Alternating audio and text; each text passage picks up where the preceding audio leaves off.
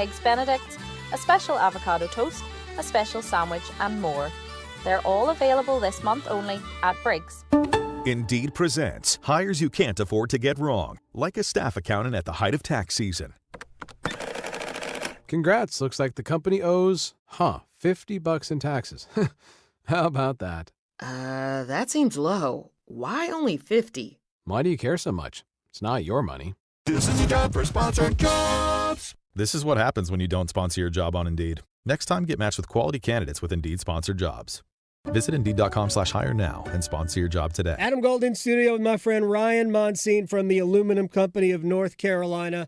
People are looking around their homes right now, and they're saying, I need this, I need this, I need this. You guys do everything for the exterior of your home. How do you keep it from being overwhelming for the homeowner? Right, Adam. The first thing we do is we come out there, do an assessment with the homeowner. It's a no-obligation estimate, and we can break it up into phases of projects, or if you want to break it up into easy monthly payments, we come out there, give you a good plan. It's no pressure, no obligation, and whether it's windows, siding, doors, roofing, most of these projects we give you a lifetime warranty on for the rest of your time in the home. And then you can also break it up into easy monthly payments and make it manageable for your budget. I love manageable. I love easy monthly payments. I love lifetime warranties. Ryan Monsine from the Aluminum Company of North Carolina. These people are amazing. You should check them out online, aluminumcompany.com. Wesley Financial Group is not a law firm, and Chuck McDowell definitely not an attorney. This is Chuck. If someone talked you into buying something really silly and you want to get out of that silly little thing, my advice, get the facts. Call me and I'll send you our Timeshare Exit Kit absolutely free. Inside, you'll learn how Timeshare works and all your options for cancellation. Call Wesley now for your free exit information kit. 800-791-0000. That's 800-791-0000. I'm attorney Brian Ritchie. Workers' comp can be tricky, but my law firm will be on top of all the complicated paperwork and sneaky deadlines so that all of your I's are dotted and T's are crossed. If you've been hurt on the job, I'm on top of it. Contact us at richielaw.com.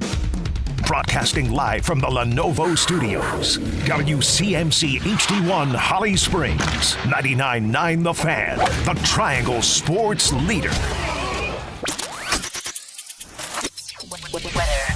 I'm WRAL meteorologist Elizabeth Gardner. Partly cloudy skies, highs in the mid-60s, which is close to normal for this time of year. We're looking at a warmer night tonight with a low of 49, and the warm-up continues tomorrow. We'll see a high of 79, and Friday, highs are in the 80s. 3 o'clock check of your money. Dow Jones up 301 points today to 46,425.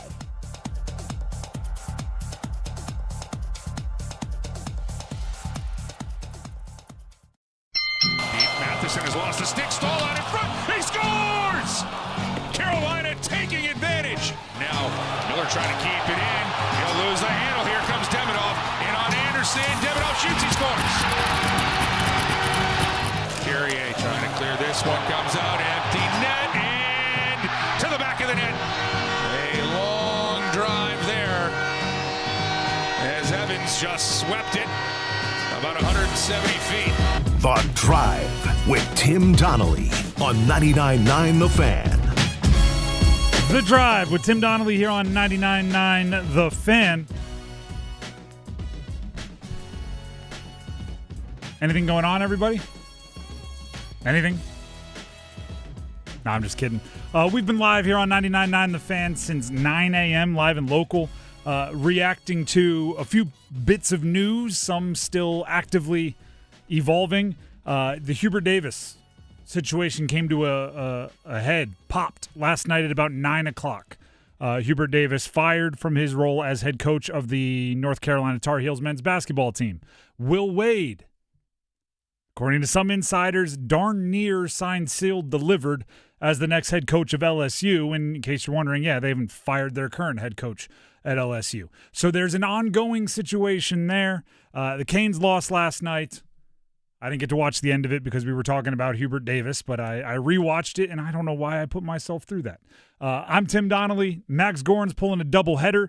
He'll be producing today's show just as he did the Adam Gold show, and he'll start things off by starting the Big 3 at 3.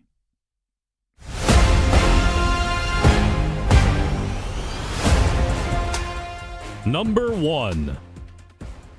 Hubert Davis fired last night. By the way, the Big 3 at 3 is brought to you by Maynard Service Company. Maynard Service Company, heating, cooling, plumbing, electric, no matter the case, Maynard Service Company. Hubert Davis fired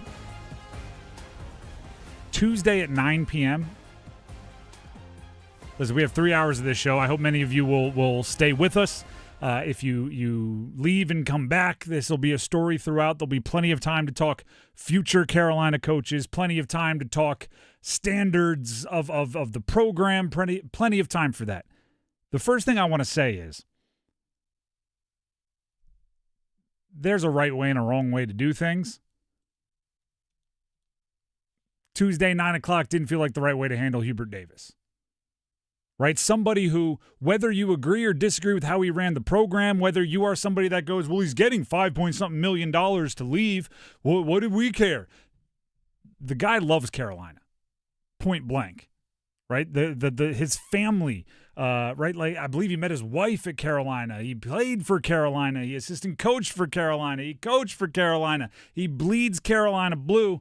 And it just felt like he deserved he not at the press conference, but a press conference held by somebody that was going to have to wear it, meaning sunlight's still out, has to look into a camera and say, I, along with this person, have decided to move on from Hubert Davis. Just so there's some accountability, not a statement. By the way, they didn't even use the word fired. They didn't use like let go. They tried to dodge it. And then his statement was the one that was like, I did not want to leave. There's, the Carolina does a lot of talk about family and the Carolina family. And, everybody has the connection to a few guys that have built the program. I respect the heck out of that. But then you got to treat your family like family. You know what I mean? You got to go through the hard conversations. You got to make sure the insiders don't get it before you want it out there.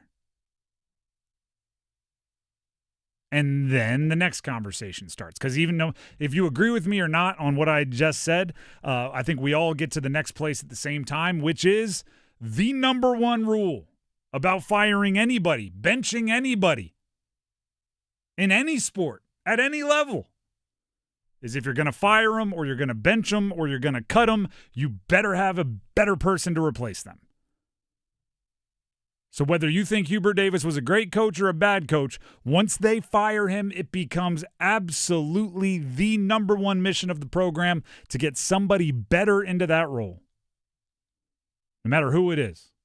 In the family, out of the family, whether it's somebody who's a head coach now, whether it's an off-the-beaten-path selection, whether they're the betting favorite, they are now, at minimum, judged against Hubert Davis. And ironically, because of how the Hubert Davis situation played out, even if they make it all the way to the NCAA championship in their first year, they'll still have to be shaking in their boots for their job security, because even that doesn't guarantee you 5 more years. Maybe 4, but not 5. There's a lot of details to get to there. And obviously every single person involved in basketball, whether they admit it publicly or not, will answer if Carolina calls, which makes this whole situation much more complicated. That is number 1. Let's get to number 2. Number 2. The Will Wade of it all. Will Wade, NC State's head basketball coach, first year, which, by the way, if I'm not mistaken, exactly a year ago today was the introductory press conference.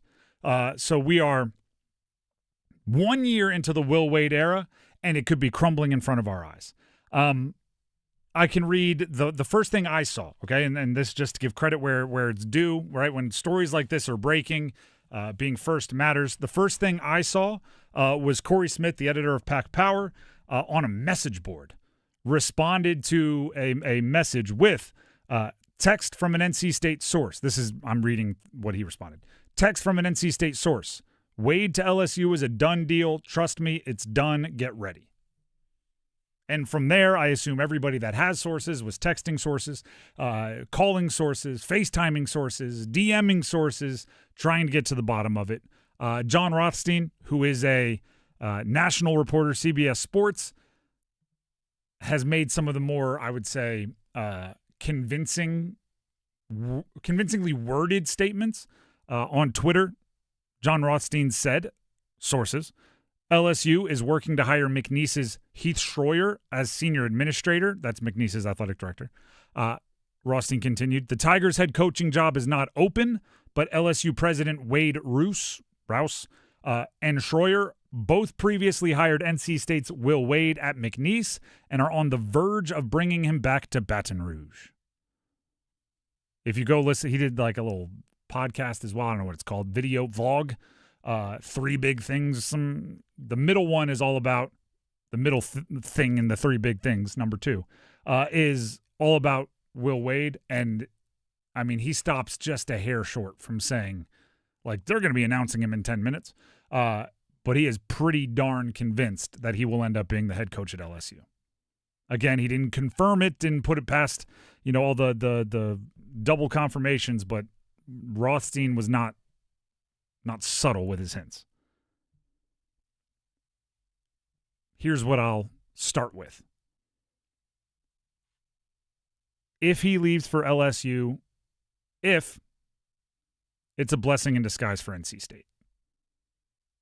Because if he's even considering leaving now, he darn sure would have converted a little bit more of what I would call real success into a path out later, and all that would do is attach you to him more. Right now, I think State fans really like the idea of Will Wade, but all he's tangibly done for you is a 7th place finish in the ACC and 0 postseason wins, and a lot of complaining about the roster that he put together. And if he leaves, which is an if, but it's seeming likely, if he leaves, it'll sting. Imagine how much it would sting if he put together 2 more improvement years, maybe, gets to an ACC championship and a Sweet 16 and then leaves. And that would actually probably make more money wherever he goes because of it. Those are the things that you might look back in history and say blessing in disguise. And if he sticks around, if you have to spend a whole bunch of money to keep him, if you up the offer, doesn't that make you feel a little gross? And there's some reporting that that's kind of being done as well, waiting to double offers. I mean, if he's after that year already squeezing every dime he can out of you, I don't know. I might need a shower after that one. It's a little grody. It's a little gross. Feel a little germy. And let's get to number 3. Number 3. Want to know what's crazy? This feels like the optimistic part of the big 3 at 3. And it's a 5-2 loss for the Carolina Hurricanes last night. Wasn't optimistic at all. 5-2 loss on the road at Montreal. Here's how I kind of look at this one. And the Canes know it, right? 3 or 4 true mistakes and some not taking advantage of opportunities is all it takes to go down really 4-2 with obviously the tack on. That's all it takes, right? To make a game where you think you did some things well look absolutely atrocious is, a couple of times you put Freddie in a really bad spot and you have periods like you did in the first period where you outshoot them by 1 billion and you come out ahead by just 1, and suddenly it's 5-2 when you feel like, it probably could have been tied. You probably could have won. Could have won that game based on the start. What I don't really like seeing is like the people online that think that goaltending is the reason they lost the game. It's definitely not goaltending. Freddie, was he great?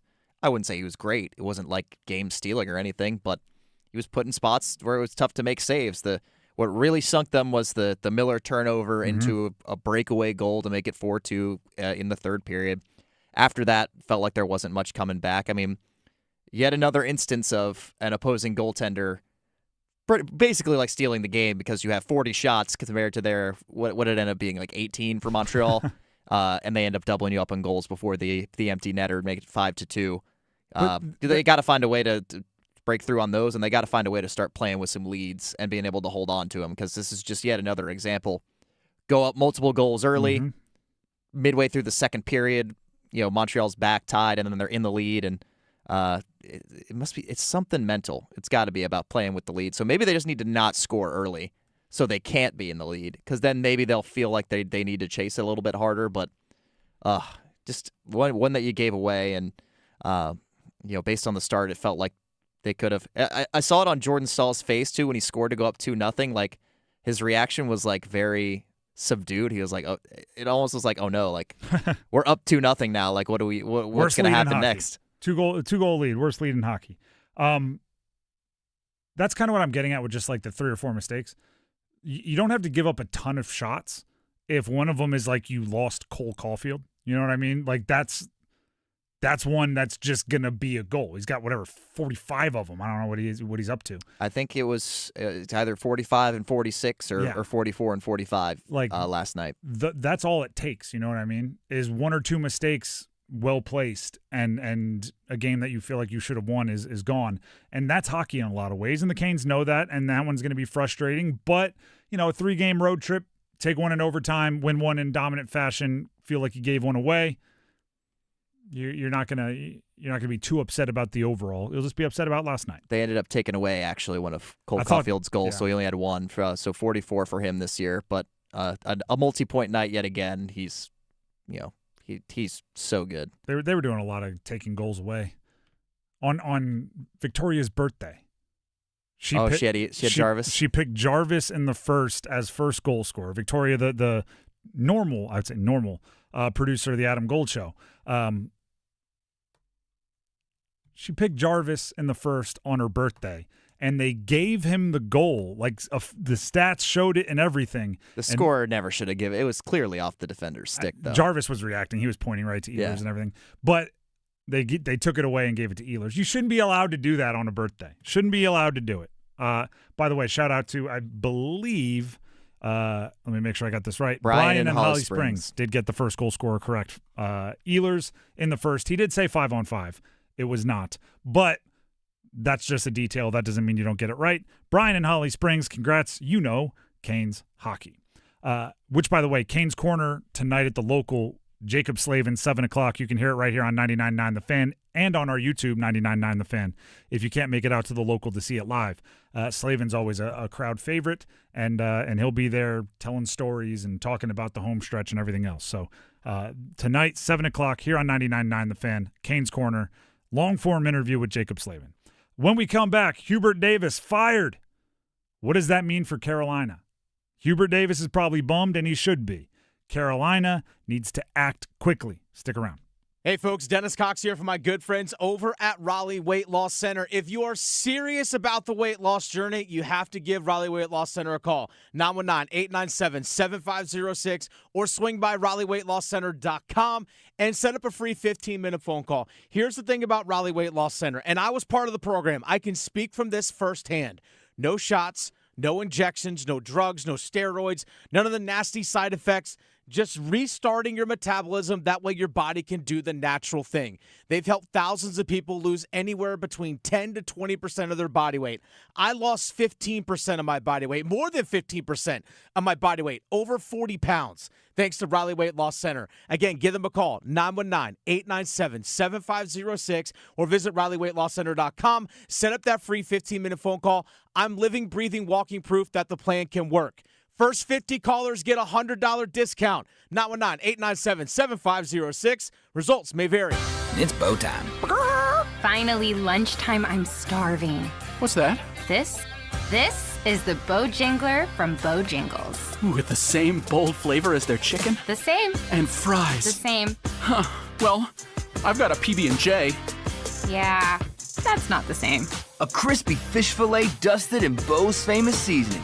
With cheese and tartar sauce on a fluffy bun, the Bojangler's back. Hook one while you can. It's bow time. There's bow time, and then there's Bojangler time. You heard right. The Bojangler fish fillet sandwich is back for limited time at participating Bojangles. A light, flaky, perfectly seasoned fish fillet with lettuce, cheese, and tartar sauce tucked inside a bun. Make it a combo and add Bojangles seasoned fries and legendary iced tea. Hungry for Bojangles but in the mood for something different? Then it's Bojangler time.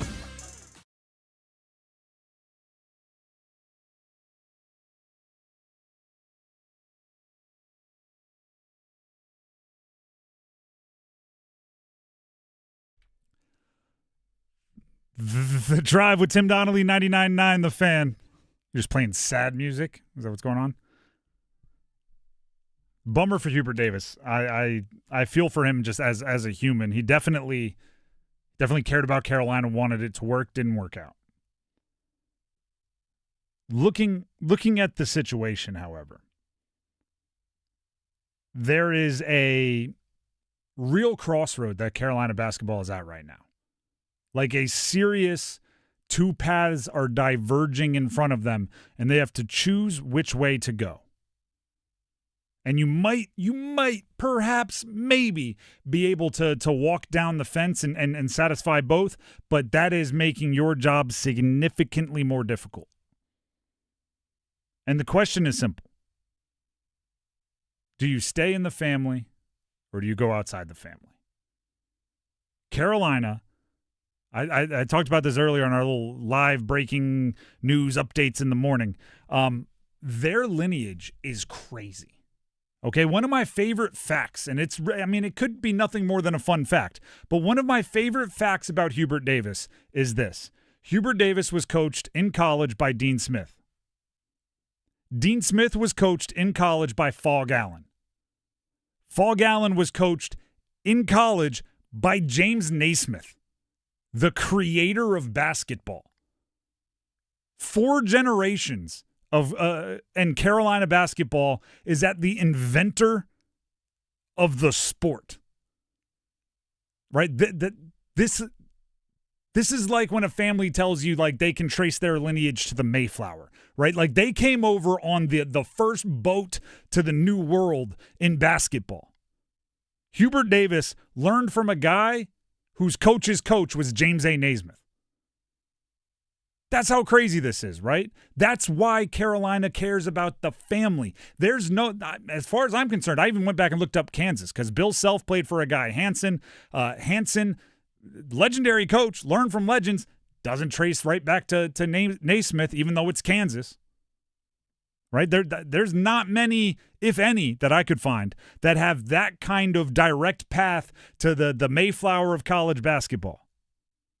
UNC does. And the moment they hire Todd Golden, the moment they hire Byington or whoever on your list of possibles, Nate Oates, that streak is over.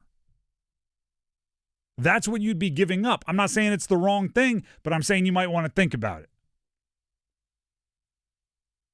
Because in a world of college basketball where everything is becoming exactly the same, every team has some relationship with an NBA agent. Every team has some relationship with a local restaurant for NIL. Every team has a relationship with an auto dealership. Every team, it's all becoming the exact same. Carolina has some character. Right? It's when you buy, if anyone's bought a house in the last 5 years, what do they call it? Flipper gray? Like there's this color of gray. It's not a white. It's not eggshell. It's a gray that every single house flipper must buy in bulk, right? You walk into a house, it has the same like fake wood floor that's gray and kind of, I don't know, a mixture of colors. You have the same gray on the wall. You have the same gray backsplash behind the counter. It's all the same. And then you walk into a house that has some character. You walk into a house with crown molding from 1974, whatever, and you're like, whoa, this feels different. Carolina has that. Carolina has that.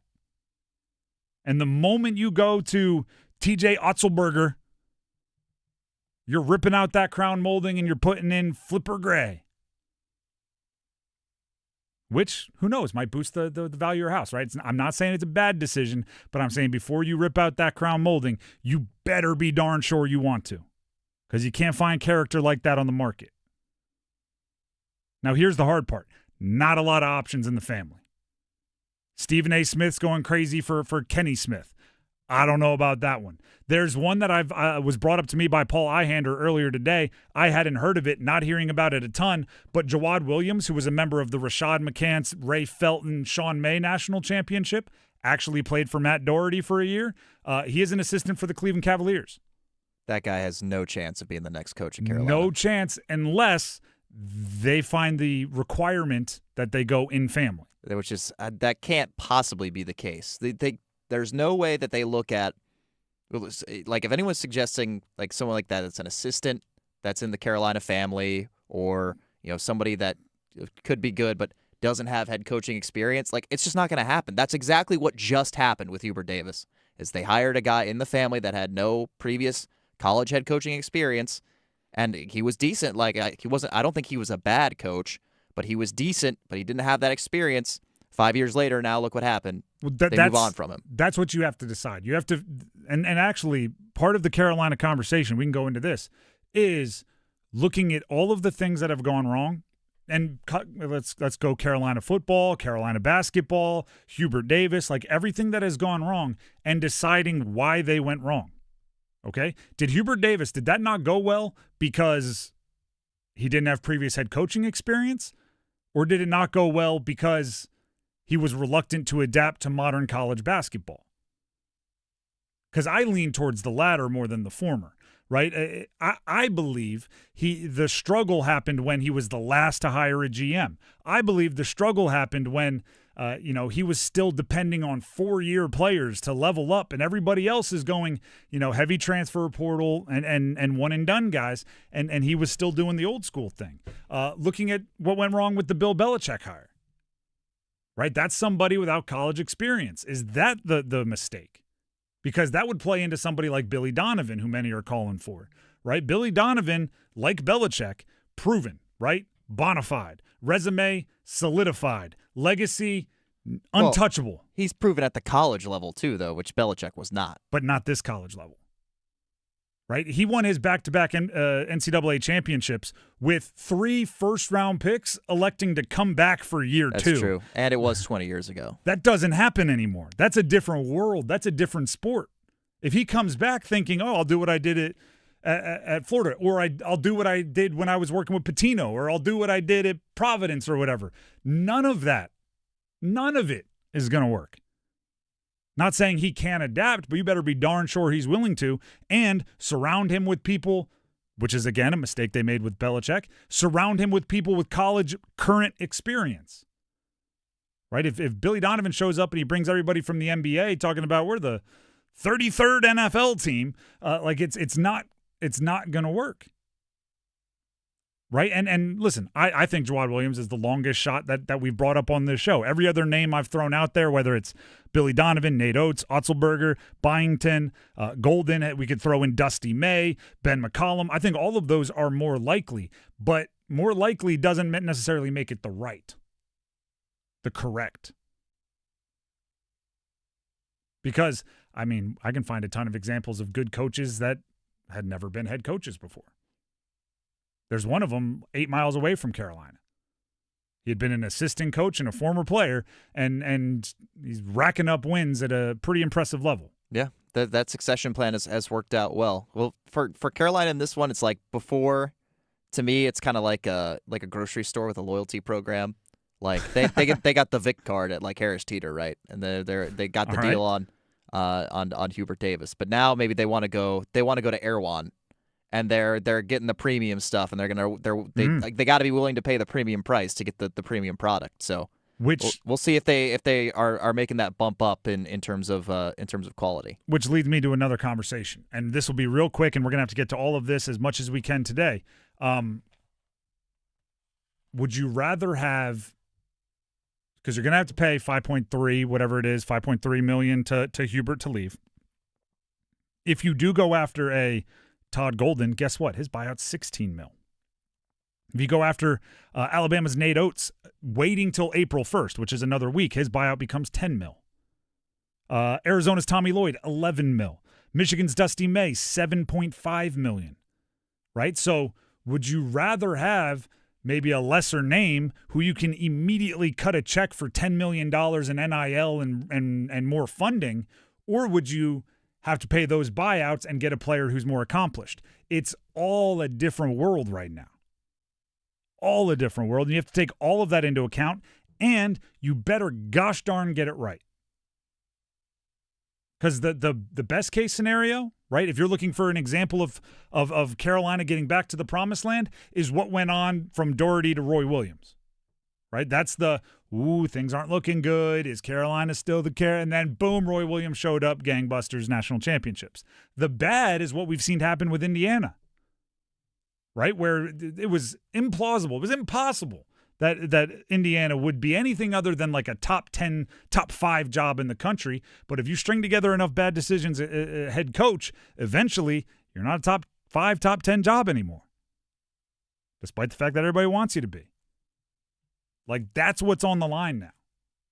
Hubert Davis, wasn't all bad, but like, it was a hard-hit foul ball, right? Still strike one. Made good contact. That's the trip to the national championship. Sounded good off the bat, but you hooked it foul. Strike one. You don't get too many of those. Better put this one in play. The Drive with Tim Donnelly, 99.9 The Fan. We do have 2 minutes of gold with Adam Gold, all about last night's Canes loss and the Dean's List coming up next. Hey, folks, Dennis Cox here real quick for my good friends over at Law Tigers. Folks, you're running out of time. You got to go to caniacsbike.com. Again, caniacsbike.com. Enter for your chance to win a custom Canes motorcycle. That's right, a custom Canes motorcycle. Not just any motorcycle, folks, because the Carolina Hurricanes and the Law Tigers are once again teaming up to give one lucky Caniac a custom Canes Ducati motorcycle, courtesy of Art Motor Garage and Shiny Side Paint. It's simple to enter. You go to caniacsbike.com. It's that simple. Go to caniacsbike.com. But you're running out of time, folks. You're running out of time. The deadline to enter, it's March 29th. That's this Sunday. So quit waiting around. Go to caniacsbike.com. You'll see pictures of the bike right there. It'll be given away live on the ice April 4th at the game, and it includes tickets into a catered suite as well. Go to caniacsbike.com. Law Tigers is a network of independent law firms who are members of the American Association of Motorcycle Injury Lawyers. Law Tigers is not a law firm. You know that feeling? That confident, swaggerific feeling that says, look at me, world, I know stuff.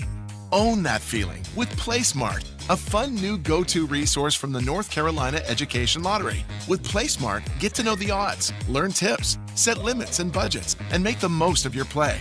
Awesome feeling, right? Right. Play smart, the way smart players play. Visit ncplaysmart.com. Must be 18 to play. Problem gambling helpline 877-718-5543. It's iconic. This summer, touring together for the first time ever. TLC and Salt and Peppa with En Vogue. 3 of the most celebrated female groups of all time, performing the songs that empower generations. Live at Coastal Credit Union Music Park, Raleigh, Saturday, September 19th. Salt and Peppa and TLC with En Vogue.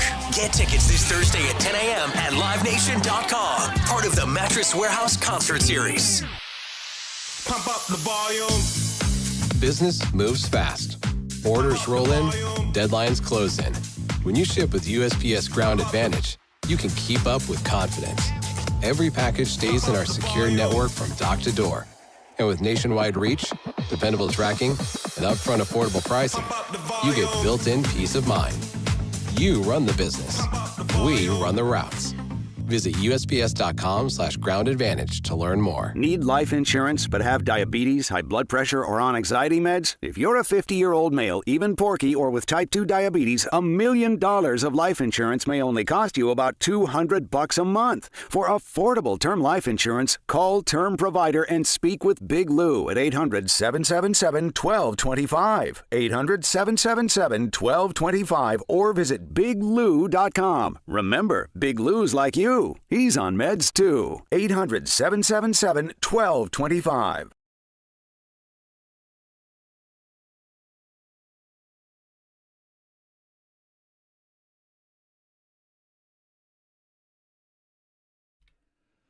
The Drive with Tim Donnelly, 99.9 The Fan.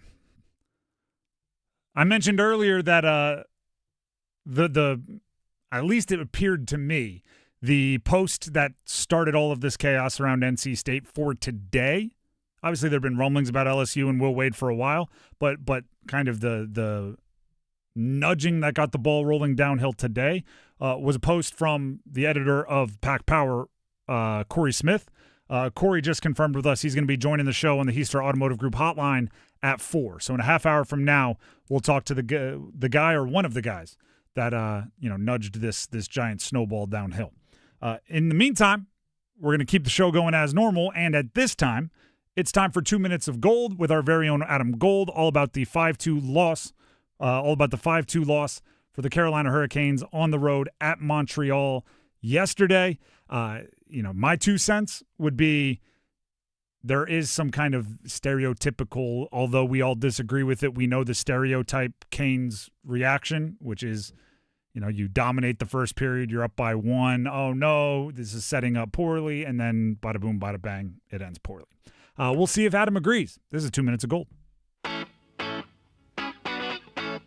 Hey, it's Adam Gold, and I got 2 minutes for 2 moments that lost Carolina a 5-2 hockey game to the Montreal Canadiens, and it's all brought to us by Parkway Sleep, parkwaysleep.com. All right, sometimes you just lose the game. You don't play badly. Sometimes your goaltender gives up 4 goals, and he doesn't play badly. Sometimes you dominate a period and don't get enough out of it, although the Hurricanes did score twice, especially early on the power play. Ehlers out in front, deflected, they score! And it's number 24. Talked about it, Tripp, and he delivers out another great pass from Nikolai Ehlers. Jordan Stahl would add another goal about 4.5 minutes later. Carolina led 2-0, and it looked like they were going to score more. Taylor Hall had a breakaway. Seth Jarvis had a couple of really good chances in tight. Jackson Blake at the end of the period.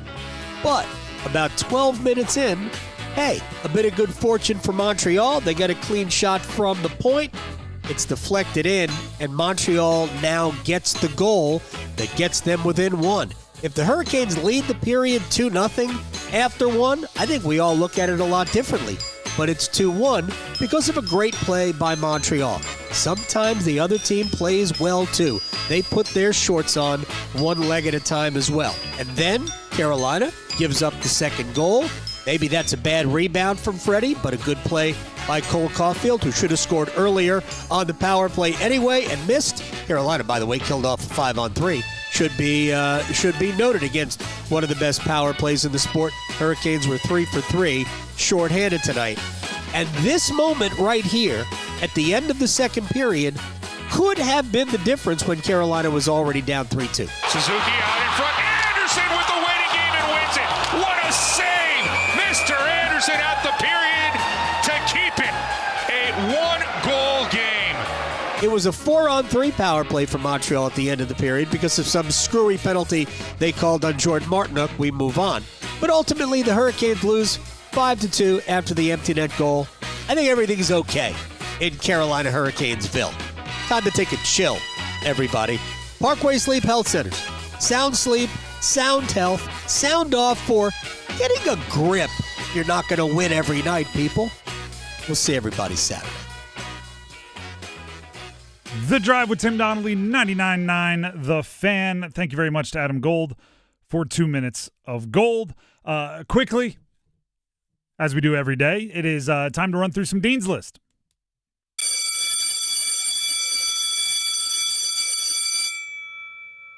Dean's List. Well, first of all, we have a rule. If you are named to an award watch list, you win an award, you are given some kind of accolade, especially nationally, and you play for the local teams, you are going to get a Dean's List nod. Cam Boozer, consensus first-team All-American. That's NABC, Sporting News, AP, USBWA. That's kind of the main 4. He is a first-team All-American by all 4, which makes him a consensus first-team All-American. He should probably be consensus player of the year as well. Yes, and consensus freshman of the year and freshman All-American and all of those things. But there, I mean, I don't want to say it's completely unheard of because that would be a little untrue. But I do have it here. I can pass it along to you. It is the 15th consensus first-team All-American since 2000 for Duke. 6 more than any other program, according to Duke social media. So Cam Boozer works his way onto the Dean's List for being a consensus first-team All-American. More Dean's List. How about this? Every coach that you've heard mentioned for the Carolina opening. from Todd Golden to Byington to every single one. Otzelberger, however you pronounce it, for this reason. One of them is likely going to end up coaching Carolina. That's a win. The rest, there's a good chance they're going to get a raise from their current school because they're going to go to their AD and say, hey, I'm talking to Carolina, unless you throw an extra $500,000 onto each year of my salary and you increase the buyout that if you fire me, you owe me another $15 million. How does that sound? And they're going to go, ooh, Carolina wants you? We can't let you leave. Deal. We see it every year, right? It happened with Penn State football this year. Everybody that flirted with Penn State got paid by their school. So the Carolina job opening up is going to make a lot of people, a lot of agents, a lot of coaches, a lot of money. Congrats. And one of you is going to get to be the coach of Carolina. That's a winner right there. Do you have some Dean's Listers, Max, you'd like to throw out here? If you don't, that's fine. I've got more. Just any coach that is just chilling, hanging out with their school and getting ready for next year. That's true. A little loyalty. How about that? How about this? Along the coaching front, point guards from the early to mid 2000s that want to coach their alma mater. Well, first of all, I mean, the most obvious, Jon Scheyer, right? He's coaching Duke. They're in the Sweet 16. He is the youngest coach in the Sweet 16 by 6 years. Things are going well for Duke. And what do I always say about sports? They're a copycat world, right? So, Jerry McNamara, another point guard that played in a national championship, gets to coach his alma mater in Syracuse. And then what happens today? Butler announced that Ronald Nored is going to be their next head coach. He played against Scheyer in the national championship game for Butler and is a former point guard. Was coached by Brad Stevens, future UNC head coach. Ooh, he already pulled his name out. No, I know. He was never going to stop running the Boston Celtics to coach Carolina. There was a post that went around that was like, oh, it was hilarious. No one will remember you if you just win championships with the Celtics. Oh, I thought you were talking about the one that said, if I'm UNC, my first call is to Brad Stevens. I don't hate that as long as there were no expectations of the call. Because I think, like, we'll get to it. We'll get to it. Let me finish my point here. Throw out some honorable mentions. Not a point guard, but Evan Brad's assistant actually at Duke, leaving Duke to be the head coach at Belmont. I'll call him a wing. He was a player not that long ago. I think he's like 31, 32 years old, getting to be the head coach at his alma mater. And more of a combo guard, but, just shows the copycat league started a while ago. Luke Laux, the head coach of Florida State, did a really good job coaching his alma mater, Florida State. So just if you were a point guard in like 02 to 2012, call your school. They might be looking for a head coach. Last one, Delaware Blue Hen Joe Flacco. It's a small fraternity of us in the Delaware former quarterback world. Joe Flacco, 1-year contract with the Bengals, signed, sealed, delivered. He was a little salty at the presser. He said that other teams were dumb for not making him a starter. Love the fire, Joe. And now between myself, Joe, and Rich Gannon, Delaware's had a quarterback in the NFL for, I think it's 37 of the last 41 years. What's the accounting for the 4-year gap there? Well, that's my contribution. It was Rich Gannon for 20 years. It was Joe Flacco for 17 years, or flip it, and then the 4 years where nobody. That was supposed to be me. I've contributed none of them, but between the three of us, that's 37 out of 41 years. Shout out to the Hens. The Drive with Tim Donnelly, 99.9 The Fan. That is the Dean's List. Let's dismiss it. As promised, we will speak with Corey Smith at 4 o'clock. He is the editor of Pack Power and has some not only interesting news on Will Wade and his potential status as the head coach of NC State, but also there's some I don't want to say funny, but some intriguing donations, fundraising bits of news out of NC State as well. Big numbers. We'll talk about that with him at 4, and we'll dive into the Will Wade stuff in earnest ourselves right after this. Stop letting high interest debt weigh you down. Pay it all off in days with Loan Pronto's Rapid Equity Loan. It's a completely hassle-free way to cash out your home equity with no appraisals, no paperwork, no waiting. Hey, it's Dennis Cox from 99.9 The Fan. Loan Pronto's rapid equity loan uses AI-driven tech to get you approved for cash out in as little as 1 day with a rate that's at a 3-year low. One client just got $100,000 approved in under 24 hours, wiped out all their credit cards, started a home improvement project, and cut their monthly expenses by $1,500. Call Loan Pronto now and see how much cash you can get. No hard credit pull up front. And imagine, this time next week, you could be credit card debt-free. Loan Pronto, A-plus rated by the BBB with nearly 2,800 5-star Google reviews. Call 919-381-1760, loanpronto.com. 919-381-1760, loanpronto.com. Equal housing lender, NMLS 1661781, on approved credit. Visit NMLSConsumerAccess.org. Listen up for big savings during Declaration of Deals Month at John Hester Chrysler Dodge Jeep Ram in Lillington. Get that 2026 Ram 1500 Laramie you've had your eye on while they're offering $14,500 off. Or pick your financing 0% for 60 months or 2.9% for 72 months. John Hester's declaring Jeep deals too. Get $11,000 off a 2025 Jeep Wagoneer or over $12,000 off a 2025 Jeep Grand Cherokee L Limited. So get off your keister and get to John Hester Chrysler Dodge Jeep Ram in Lillington today. Win big with a point card like the Cat Mini Excavator. Get up to $4,500 off select models during tournament season. Call Gregory Pool Cat at 919-609-7321. Mini size, major power, championship performance. T-Mobile has an exclusive bundle for customers 55 and up. I'm Sarah Bowl. Yeah, I'm Frank Bowl. A reliable network is key for us. And with T-Mobile, it's been wonderful. And going to the 55 plus plan saved us so much money. A lot. And that's important. Trying to keep costs down. The home internet's been perfect. It's fast, it's quick. The setup was so easy, it took less than 15 minutes. It was like, ta-da! If you want simplicity, coverage, reliability, you want the whole package, T-Mobile has it. Right now, T-Mobile customers 55 and up can get 2 phone lines on America's best network, plus America's fastest 5G home internet for just $30 each.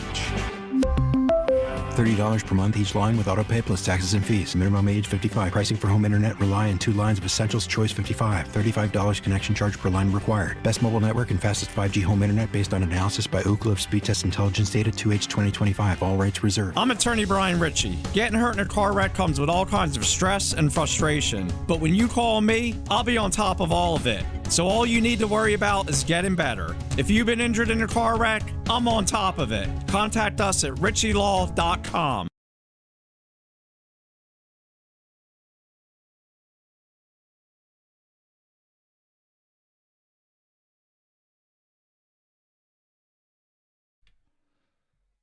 The Drive with Tim Donnelly, 99.9 The Fan.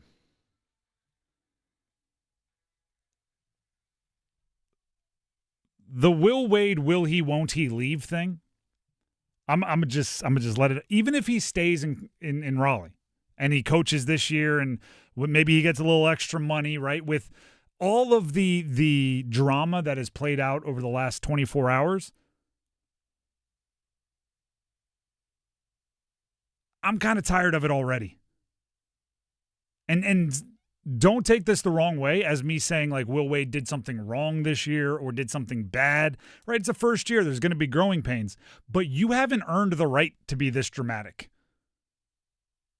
A 7th place ACC finish and no postseason wins and losing 8 of your last 10 games and constantly criticizing you, but also everything around you.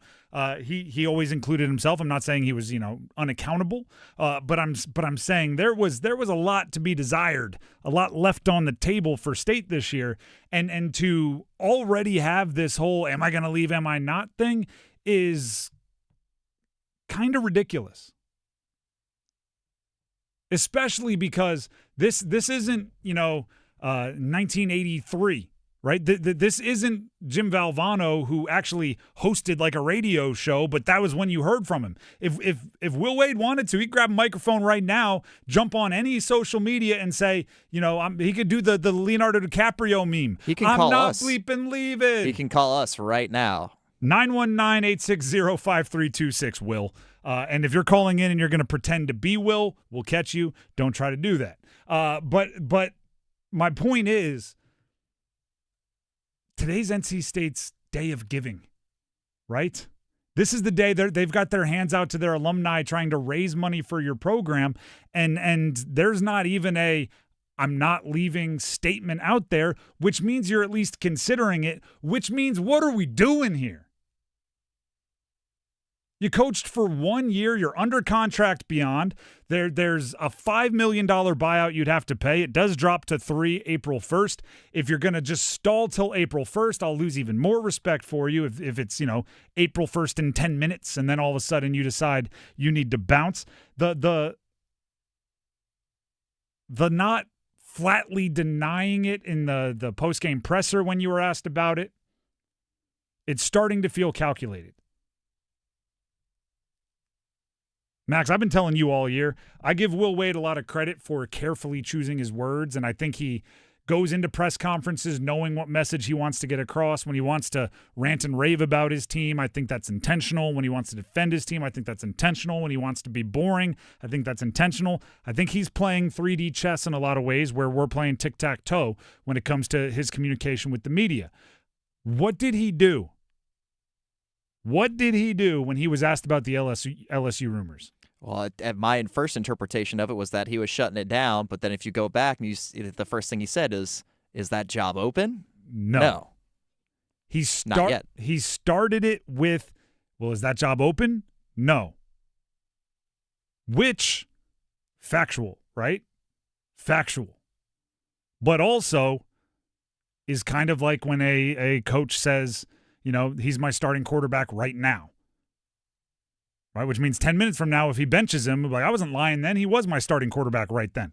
Right? If you were to ask him, is the job open? No. And then everything he says after that is almost dependent on it. That feels intentional. That feels like, well, the job isn't open, so I'm not interested. I'm here. I'm focused. I want to win, whatever else he went on to say. But if the job were to open, right? If the job were to open. And then there's this other thing going on, which is what I say about players often, right? Especially in the transfer portal world, right? If you get somebody out of the transfer portal and they leave in the transfer portal, I feel like you're not allowed to be mad about that, right? And the way I say that often is how they found you is how they'll leave you, right? It's an old relationship kind of cliche, right? If somebody cheats on their partner with you, and then they leave their partner or their partner breaks up with them and they start dating you and they cheat on you, it's like, well, I don't know if you're allowed to be mad, right? Like how they found you is how they'll leave you. Well, if Will Wade was at McNeese and played the field while he was still the coach of McNeese and found the best business opportunity for himself, which was a power conference coaching job in Raleigh for the NC State Wolfpack, and you were excited about that, and then this year he played the field while he was still the coach of NC State, and he found a better business opportunity in the SEC for the LSU Tigers, are you allowed to be mad about that? Or is that exactly what happened to your benefit last offseason? You could argue the contract's a little different, but contracts have buyouts for a reason, so if he pays the buyout, there's a lot of are you following, are we getting upset about our own ethics, or are we getting upset about some kind of actual code or written rule being broken? And I think it's probably more like, I wouldn't do that. And it's like, well, yeah, he's not us. He's not us. Even something as simple as this, as far as giving him credit for being the wordsmith ninja that I think he might be. The quote he gave to, I think it was Noah Fleischman, this will be the worst team we have at NC State right here. If he leaves, he wasn't lying there. It's also the best team he would have had. It's also the most mediocre team he would have had. It'd be the only team he would have had. But, I imagine him in some alternate timeline, which, it'll never happen. But I imagine him almost like sitting on a witness stand and saying, like, if the court reporter would read back the proceedings, you will see I did not perjure myself, because every single thing that he said was just vague enough to make it okay, like not a complete lie. It's like if somebody, were you at 123 Maple Street last night? And you go like, I couldn't lead you to 123 Maple Street. It's like, well, that's not saying you weren't there. That's just saying you couldn't lead me, right? It's not technically lying, but you definitely knew what message you were trying to send. And for all of those reasons, I hope Boo Corrigan, NC State athletic director, whoever the power that be is, has been updating what I always say every athletic director or administrator should have: the list of 5 or 6 names of coaches that you would go to, that you would call if your current coach was no longer your coach. And I would say keep it in a drawer, keep it locked, don't let anyone know you have it, but you better keep it updated, because crazier things have happened.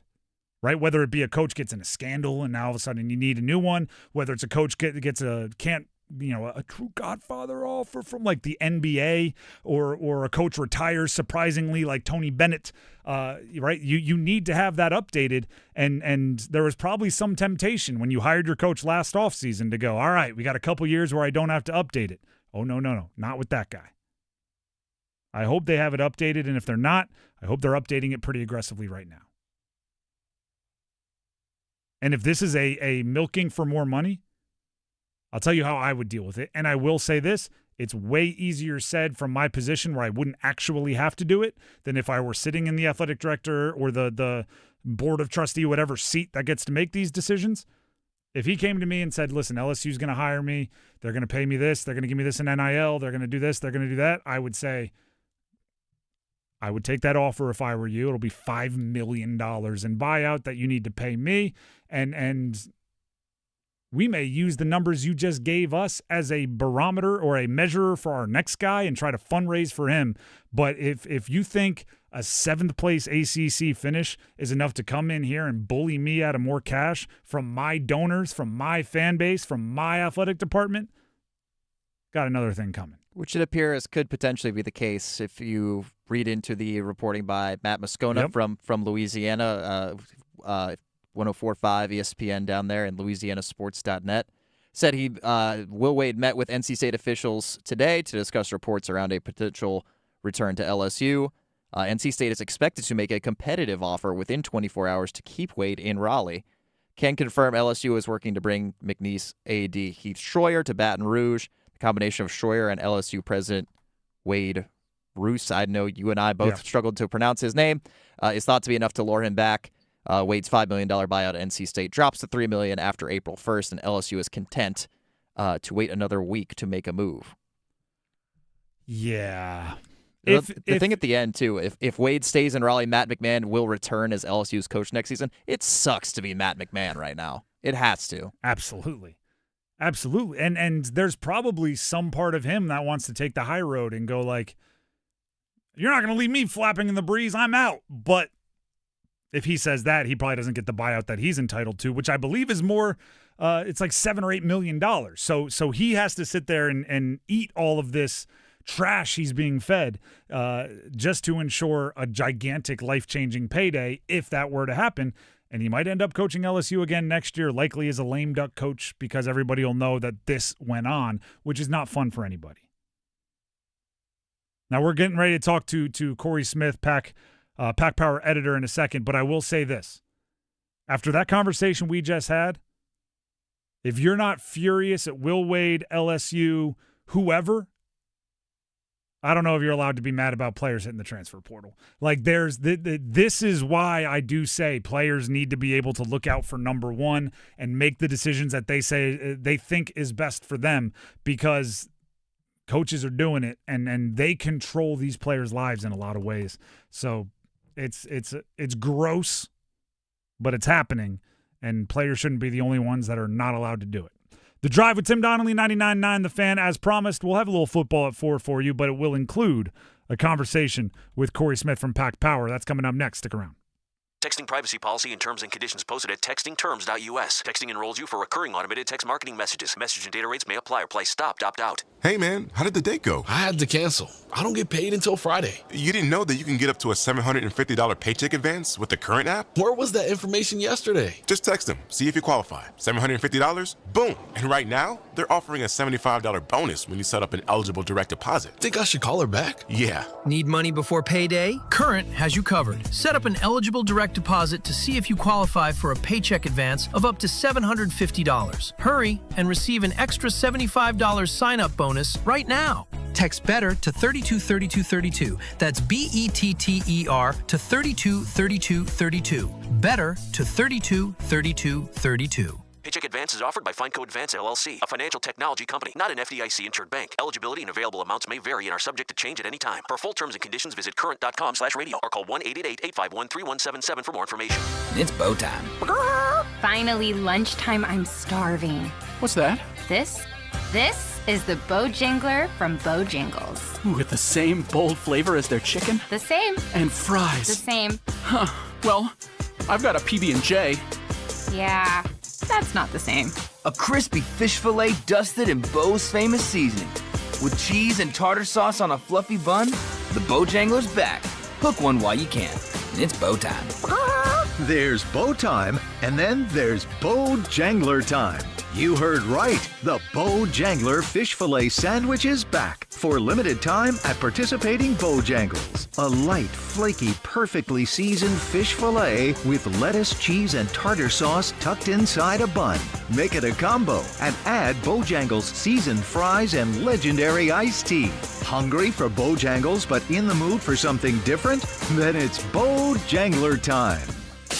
This hour of the Triangle Sports Leader is powered by Richie Law Firm, injury lawyers. Richie Law is on top of it. Go to richielaw.com. That's richielaw.com. They score! Broadcasting live from the Lenovo Studios. WCMC HD1 Holly Springs. 99.9 The Fan. The Triangle Sports Leader. I'm WRAL meteorologist Elizabeth Gardner. Feeling comfortable for us out there. Partly cloudy skies. This afternoon's high in the mid-60s, which is near normal. You'll notice it's warmer overnight tonight. We'll see a low of 49, and our warm-up continues tomorrow with partly cloudy skies. We'll see a high of 79. 4 o'clock check of your money. Dow Jones up 291 points today to 46,415.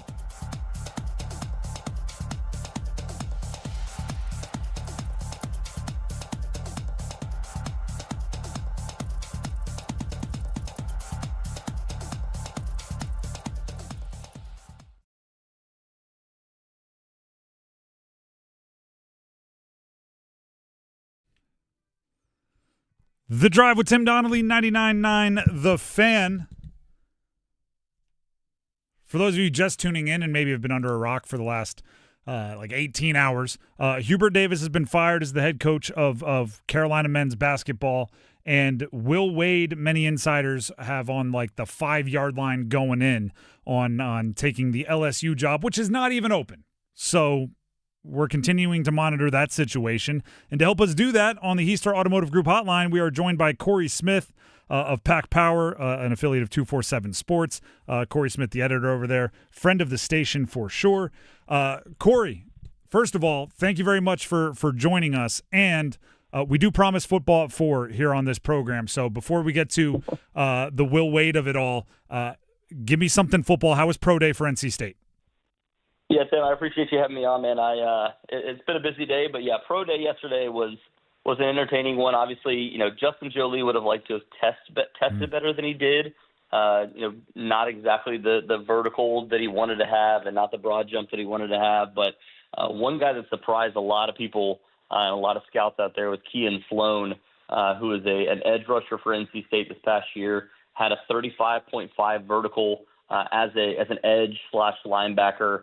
A guy that, a lot of people kind of thought, all right, we'll see what the athleticism looks like. And he looked really good in testing yesterday. And then Devon Marshall is another one to keep your eye on, because he's been rising up draft boards a little bit based off of, just his film from the end of last year and then everything that he's done. And then The testing-wise, he did pretty well yesterday. I think he kind of moved himself around, potentially being inside of that, day 3 kind of comfortable selection. Maybe he can work his way up. But he's kind of considered more of an undrafted free agent going into the offseason. Thank you very much for satisfying our football at 4 requirement here on this show. Hard transition to the Will Wade rumors. Best guess, is Will Wade the head coach of NC State next year? As of right now, as we're talking, I don't believe so. And that's just based off of, look, I don't put out rumors unless I have some factual evidence backing it up. And everything that I heard yesterday leading up to about 4 p.m., 5 p.m. was that everything was good. He was doing, going through player meetings and everything was fine. And then I don't know if it was the movement of finding out that Heath Schroyer was going to be taking over a role there, or if it was the movement of more money coming in from LSU, or what it was. But all of a sudden, all of the NC State sources that I've been talking to for the last several weeks about this, all of a sudden we're going, it doesn't sound good. Like it sounds like it's done. And I did my reporting on it last night. We've done some more reporting on it this morning. But yeah, as far as where I think the situation is right now, it does not sound like Will Wade will be back with NC State. But again, Boo Corrigan making a last-ditch effort today to either try to offer a contract that's competitive enough to keep him, or at some point try to make negotiations on the potential buyout. Corey Smith, Pack Power, an affiliate 247 Sports, connecting with us here on the Hester Automotive Group hotline. When it comes to like potentially passing the hat to up the offer for Will Wade, I'm just going to be blunt about it. Is he good enough to warrant that kind of desperation after one season to already be upping a contract that you agreed on? Yeah, I think it depends on which side of the deal you're on here, because I think for NC State fans, they had been kind of toying with this for so many years of, this goes all the way back to the coaching search that ultimately ended up landing Kevin Keatts. Like, that's how long ago it goes, which is almost a decade ago now at this point. NC State fans really wanted Will Wade to be the hire then. They felt like he was an up-and-coming coach and could potentially be the guy to lead them. And NC State ended up going in a different direction. And then this time around, it was like the stars aligned. It made all this work. But again, if you kind of base it off of just what you got this past season, it was underperforming based off of the expectations and based off of the roster that you put together, and didn't exactly meet what you were hoping for. So I think there's still some fans that were kind of on that side of the fence going, all right, man, this is the guy. We're going to invest in him and see where this takes us for the next several years. Whereas there's some others going, yeah, I don't know that I want to put up this fight. Maybe we just, kind of cut our losses and look at what we can do moving forward. And there's a lot of different people on both sides of that fence right now.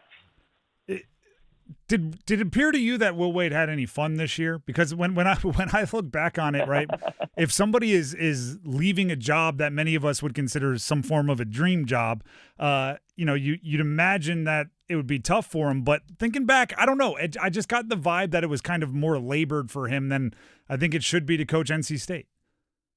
Yeah, obviously from everything we've heard from the players and past players and things along those lines, like, they've said, like, he's just not. He's very serious and very regimented in everything that he does, and doesn't always look like he's having fun in general, because of just the attitude that he takes towards the game. Wants to win every single game. Obviously, every coach wants to do that, but the way that he kind of approaches it is a little different. But yeah, as far as the actual the season overall, the roster construction, I think he felt like there was a lot of things that they missed on and they were frustrated with.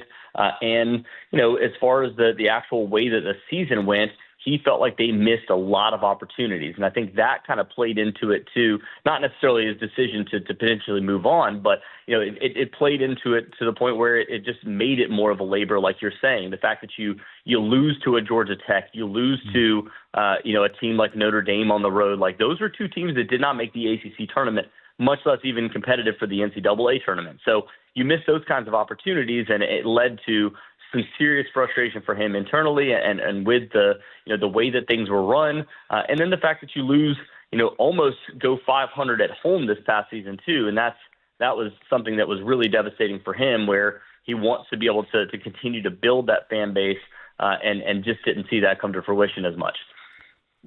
We're talking with Corey Smith, Pack Power. I'm gonna get better. It's smoother at saying Pack Power. I know you guys changed your name, and I'm trying to respect the new name. So if I'm stumbling through it, that's why. What's going on with the fundraising? You had some reporting today on some numbers that will raise eyebrows. What can you tell us about the day of giving for NC State? And apparently somebody is feeling generous. Yeah. There's been quite a few anonymous donations. I reported earlier. I mean, which you can actually go to the Day of Giving website for NC State, and NC State would like you to donate. But if you want to just look at the numbers, you can also do that. There's been an anonymous donation of $1 million, and these are all specifically to NC State athletics. So the Day of Giving you can give to different areas of NC State University, but specifically to NC State athletics. There's been donations of $1 million, $500,000, and 11 of anywhere between $50,000 to $60,000 thus far, which has raised over $17 million for NC State athletics to this point. So they're trying to get to your 20.5 or exceed that as well for the upcoming season, and go ahead and have what could potentially be your part of a major part of your revenue sharing for next season already done and in place. But a lot of these donations are coming in, and it could be to try to keep Will Wade, but it also could be to try to go ahead and support and show that you're behind whoever potentially comes in next, if that ends up being the case. Let us all be successful enough that we could donate $1 million and go, no, I don't want any credit. Keep me anonymous. Exactly. Well, that's unreal. To your best guess, like you brought up some of the options that you could be raising it for. What do you think? Like, is this money just going to rev share, which obviously, it doesn't really matter who's your coach. You need to max out rev share to be competitive. Or is it the buyout that you may have to pay for the next coach? Like, is this different from traditional fundraising, or is it just a coincidence that it happened on this day? No, yeah, they have an annual Day of Giving, and it falls on, the middle of the third week or fourth week of March every year. And it's to try to generate as much revenue as you can for every department. And they've done this for years, but I think it's just kind of interesting to, clearly it falling on this date was a much different scenario than I'm sure what they expected. Okay, so then maybe removing like these traditional donations on this day, it's the dirty little secret of college sports that has been true forever, that boosters and donors, their voice wants to be heard. Are the boosters and donors nervous or in the know of what's going on with Will Wade here at all, to your knowledge? Yeah, I mean, some of the sources that I had yesterday were from boosters that were saying, where does things stand? And I'm telling them where I'm hearing, and they're telling me what they're hearing. So, yeah, there's been some nerves for a little while for the boosters, but nobody had heard anything definitive up until this point. And all of a sudden, that language started shifting a little bit yesterday, and that was where you start checking around a little bit more to find out what exactly is happening here. But yeah, as far as the boosters are concerned, there's still been people giving over the last several weeks and months to raise the type of NIL that Will Wade and his staff wanted to see. But it's just a matter of, was that enough, or where does that compare to what LSU is offering too? Corey Smith, Pack Power, just a few more for you. The buyout does drop, right? From reported $5 million that Will Wade would have to pay to leave to $3 million April 1st. Are we going to be held in the dark until then? Because even if like Will Wade is coming back, right, we're still going to be nervous, or at least State fans will be nervous until then. How important is that date? Yeah, I mean, that date is pretty critical because, again, your buyout is $5 million before then. It's $3 million after that. So that's a pretty big change. And I think that's something, again, there's been some reporting, and I can confirm that NC State is trying to work that out if it does end up coming to that point. So you're trying to get it to, as of right now, you're trying to negotiate to the best potential date there, best potential price that you can get. If Will Wade was to ultimately leave, then you have that in place for whoever comes in after that too. Last question. Should Like, should we have people out there looking for just anyone wearing purple and gold? It seems like LSU has I don't know, a hankering for whatever's happening in Raleigh, whether it's the football staff of more off-the-field stuff. Obviously, Will Wade now. McNeese has somehow played into all of this. Like, how much of this is the, Game of Thrones behind the scenes? If there's a good old boys network where just State and LSU, their circles overlap, and it seems like they want everyone that works for NC State. Yeah, I don't know that you're necessarily going to see anybody kind of lingering outside of the facility sort of thing along those lines. But yeah, I mean, again, the critical part of this is how strong the ties are there to LSU, and whether or not that ultimately allures him away. Because again, you're trying to factor all those things in, and when they're looking at what you want to ultimately do, like there's enough people down at LSU that have those strong ties dating back to when Wade was there, or other places along the way too. Because like I said, Heath Stroyer was at McNeese State, so the fact that they're bringing him in to try to allure him in is yet another factor in all of this. So it's trying to kind of connect all the tea leaves right now and figure out who are the important people in place that ultimately could end up making this a strong case for Will Wade. Corey, we appreciate the time. I know it's a busy day for you, so thank you for carving out a little time for us, and we'll keep following along at Pack Power. Yes, sir. I appreciate it, man. Once again, that is Corey Smith, editor, Pack Power, and as I said earlier, when I woke up, there was some text in my inbox about is Will Wade this, Will Wade that, and they were linking to a comment from Corey. So he was the first place I saw it, and we appreciate him for taking the time. And on the Hester Automotive Group hotline. We'll take a break. When we come back, a little game of blind ranking. Maybe we touch on a future Carolina basketball coach ranking. Who knows? Stick around. Hey everyone, Dennis Cox here real quick for my good friends over at Raleigh Weight Loss Center. I know a lot of people that struggle with the weight loss journey in terms of not having a plan to follow. Well, that's exactly what Raleigh Weight Loss Center has for you. It's an actual plan. So many people struggle with up and down yo-yo diets. They don't know where to start. Well, if you contact Raleigh Weight Loss Center, 919-897-7506, or visit RaleighWeightLossCenter.com, you can understand more about the plan and what everything Raleigh Weight Loss Center is designed to do. By the way, no shots or injections, no pills, no surgeries, no steroids, none of that nasty stuff, none of the side effects, just resetting your metabolism. That way your body can do the natural thing. I was part of Raleigh Weight Loss Center and still am. I've lost over 40 pounds, 42 pounds, over 15% of my body weight thanks to Raleigh Weight Loss Center. Give them a call, 919-897-7506, or visit RaleighWeightLossCenter.com. Results may vary. Hey, it's Adam Golden. As the Carolina Hurricanes shoot for their 8th consecutive playoff appearance, that's right, 8 in a row. That's not the goal, I should remind you. The goal is being, as Rod Brindamore likes to say, the last team standing.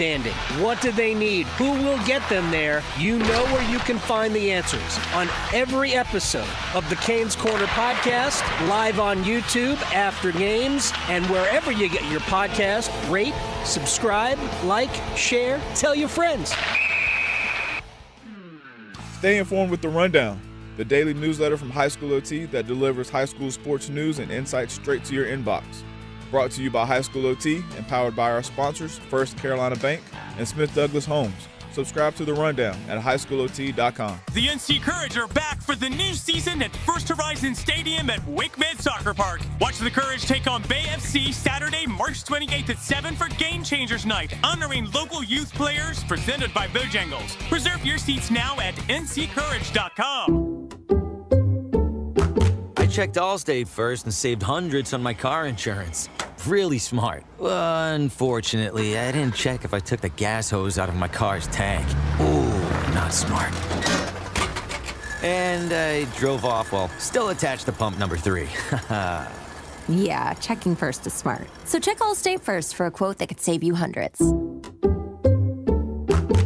Potential savings vary, subject to terms, conditions, and availability. Allstate North American Insurance Company and affiliates, Northbrook, Illinois.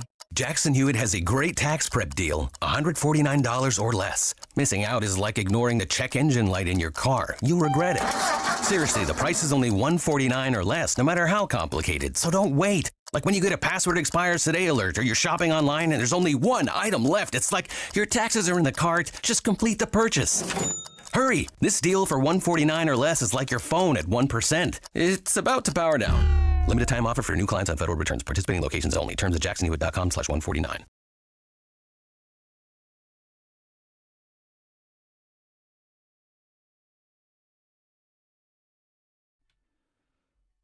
The Drive with Tim Donnelly, 99.9 The Fan.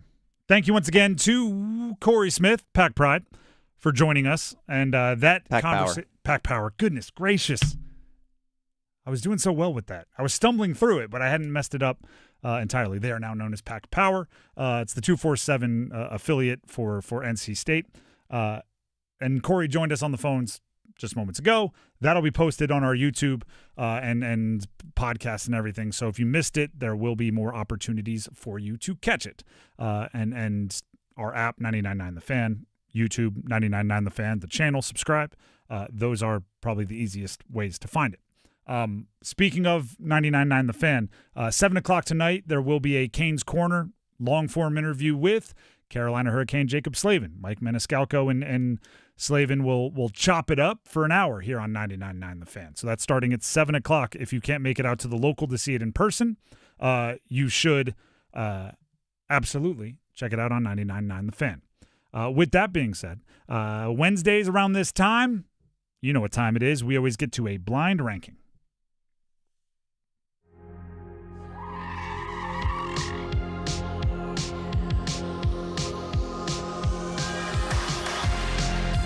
Now, I've been told that Dennis Cox on the Adam Gold Show took our bit and played the same game with Max, who's producing both shows today, for UNC possible head coaches, right? The next guy to replace Hubert Davis.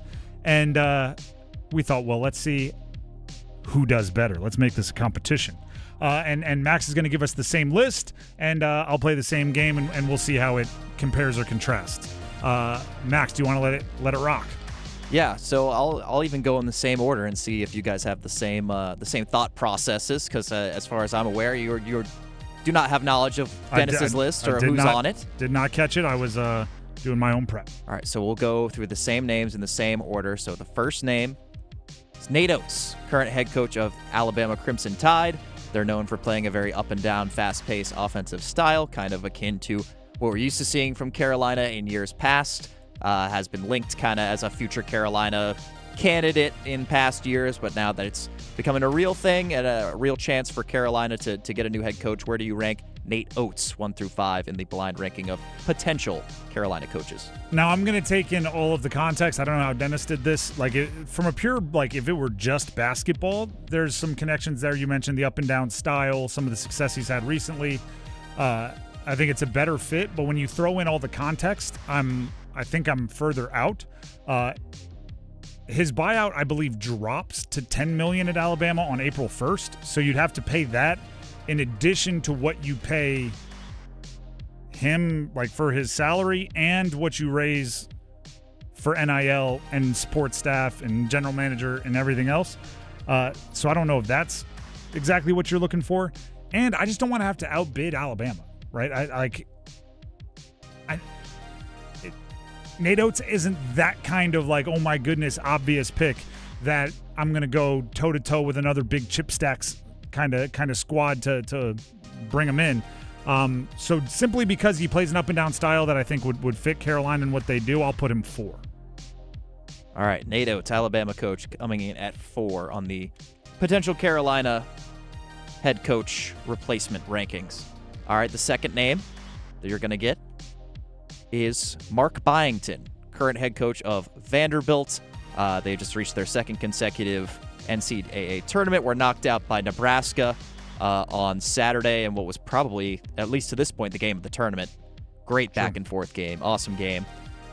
He's built quite a good squad. They actually had some former Carolina players in Jalen Washington and Tyler Nickel on that squad. younger coach, up-and-comer. Where do you rank Mark Byington in terms of potential Carolina coaches?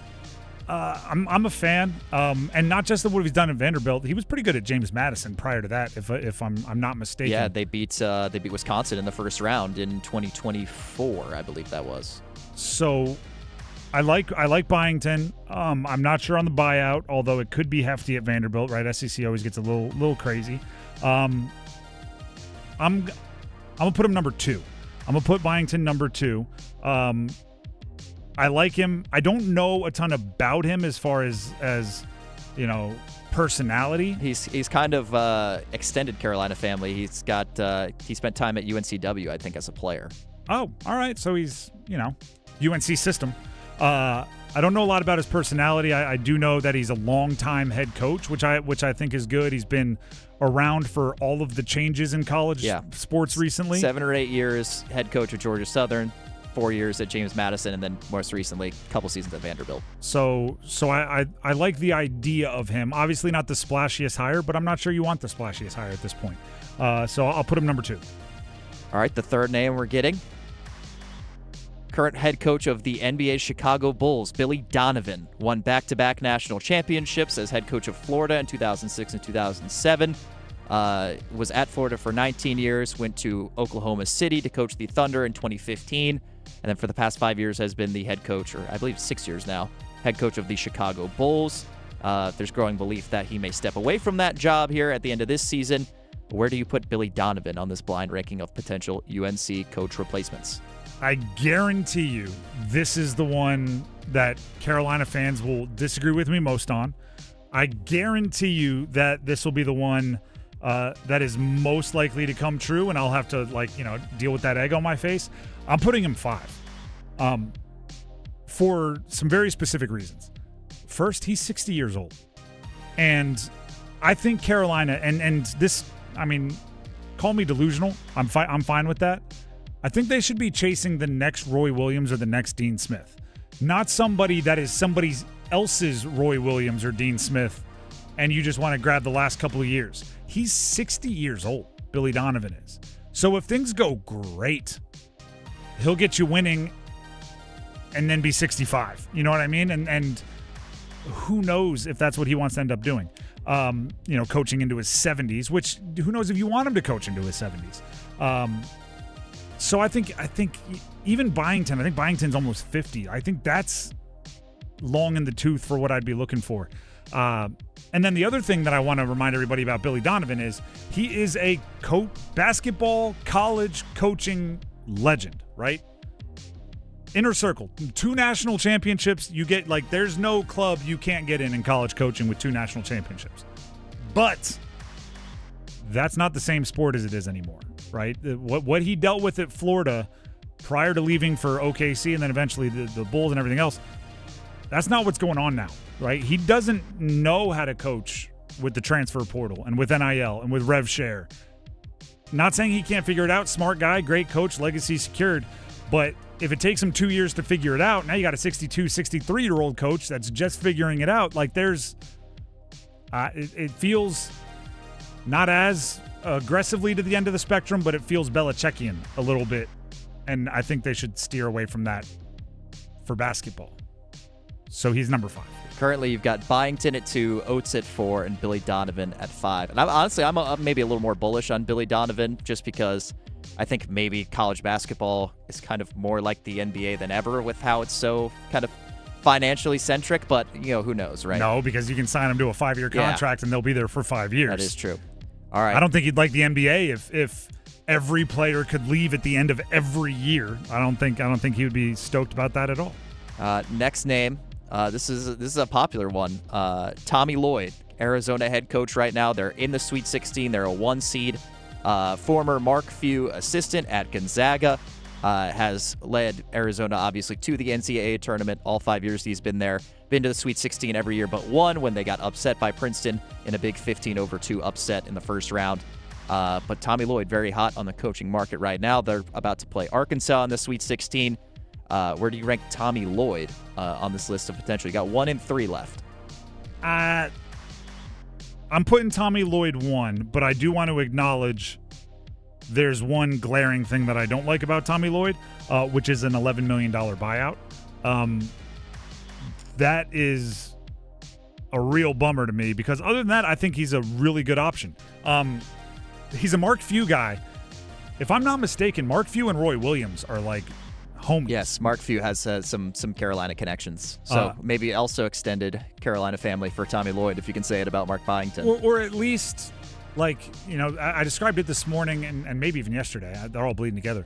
As, like, you don't have to have somebody in the Carolina family to have them eventually be part of the Carolina family, right? We all have that kind of that beloved uncle or aunt that married into the family, and they're just part of the family, right? Just because they weren't born into it doesn't mean that they aren't, that they have to be quiet at Thanksgiving dinner or like risk upsetting everyone. Like they're entrenched. I guess Mark Few would be like the matchmaker, right? Like he's not from the Roy Williams tree, but he was introduced to it by Mark Few, and then if it works out, he'll be a beloved member of the family, after a national championship or two. I really like what he's doing at Arizona. I like that Arizona was on shaky ground and they brought him in to solidify it. Like he's done a heck of a job doing that. That's his role. Like he was seen as the maybe squeaky clean option that you bring in to make things work, and he did that. So Tommy Lloyd's going to be my number one. And acknowledging, I don't know, you're going to have to go to like MJ to get the $11 million or something. Yeah, and that leaves your number 3 spot with the last guy being TJ Otzelberger, head coach of the Iowa State Cyclones, also taking part in the Sweet 16 this weekend.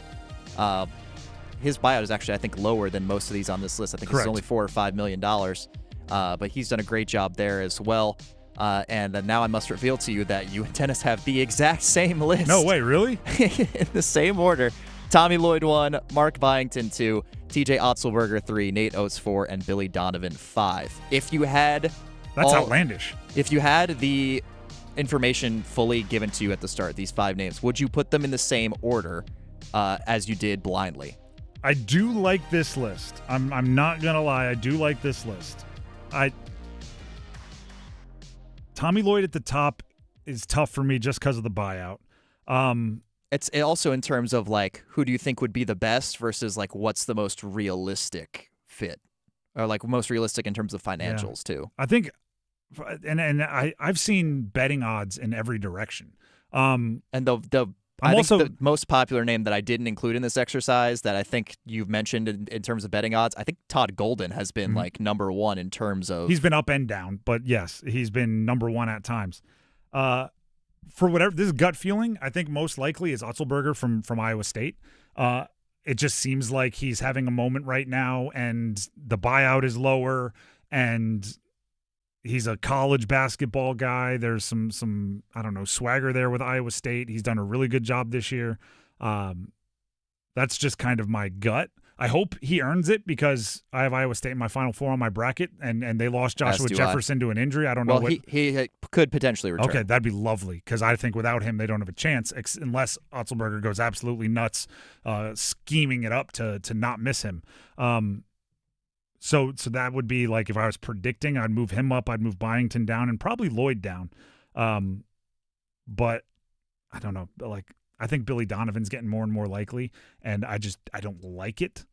I hope if it happens, I hope I'm wrong that I don't like it. But I think Otzelberger and Donovan are probably the 2 most likely, and they're number 3, number 5. It's not like 60 is like he's not 75 years old or 80. Like the funny joke, like making it like a Belichick thing. Mm-hmm. Like you could say that's kind of Belichick-esque for Billy Donovan, but the true Belichick-esque move for basketball would be Phil Jackson.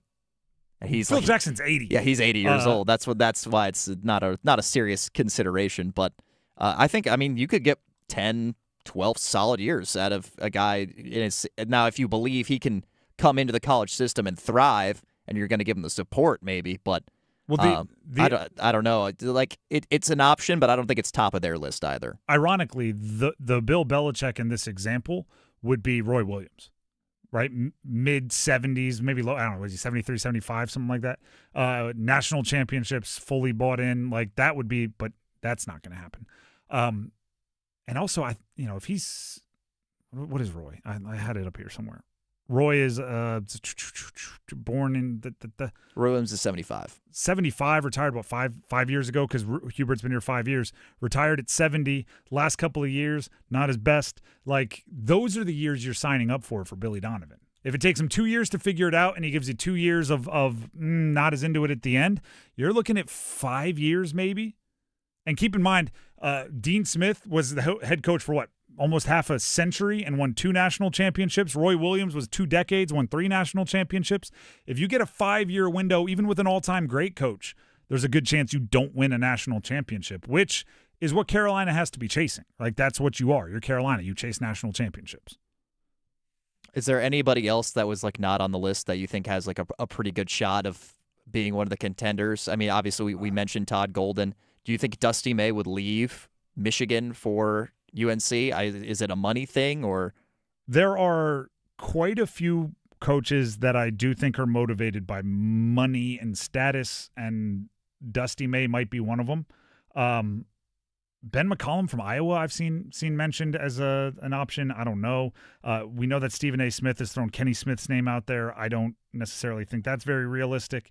No, I think we covered probably the bulk of them, although going off the board I think would be just fine. I don't think you need to go to the ones that everybody assumes. But you got to get somebody that's experienced and proven, though, I think is the number one thing for them. I'm not as in on that. I think unless you're exceptionally proven in the last like 3 years, the longer you go back, the less and less and less it matters, because it's just changing.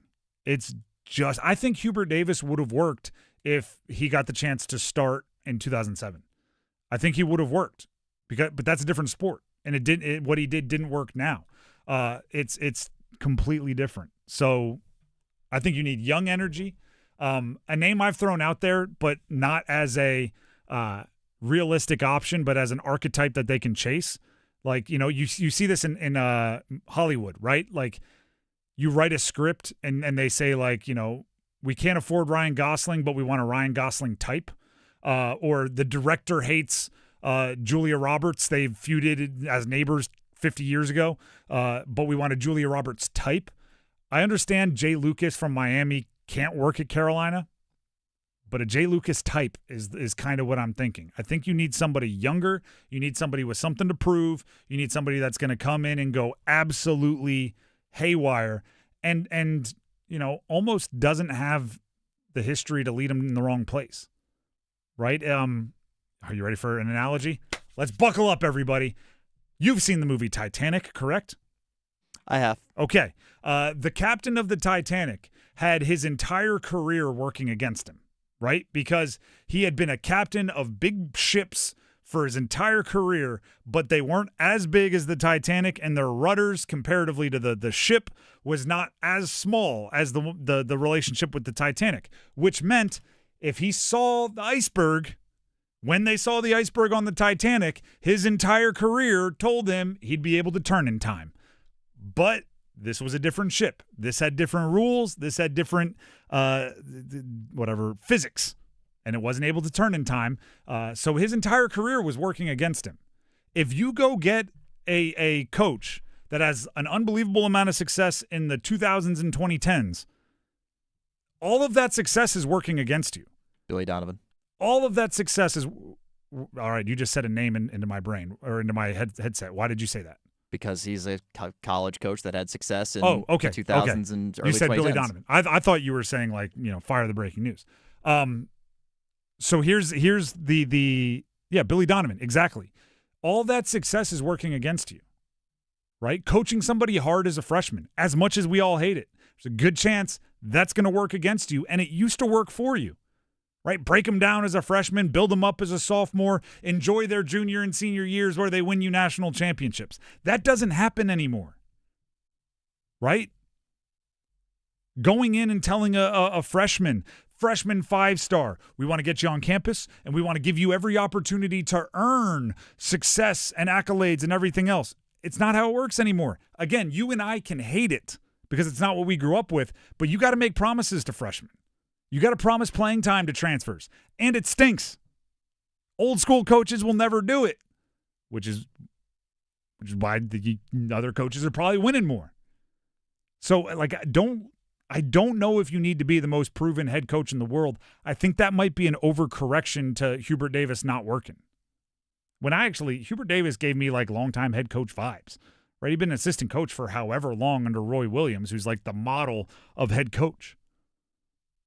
Well, there's another opening probably coming in the triangle that maybe he can throw his hat in the ring. Hubert Davis to NC State would break minds.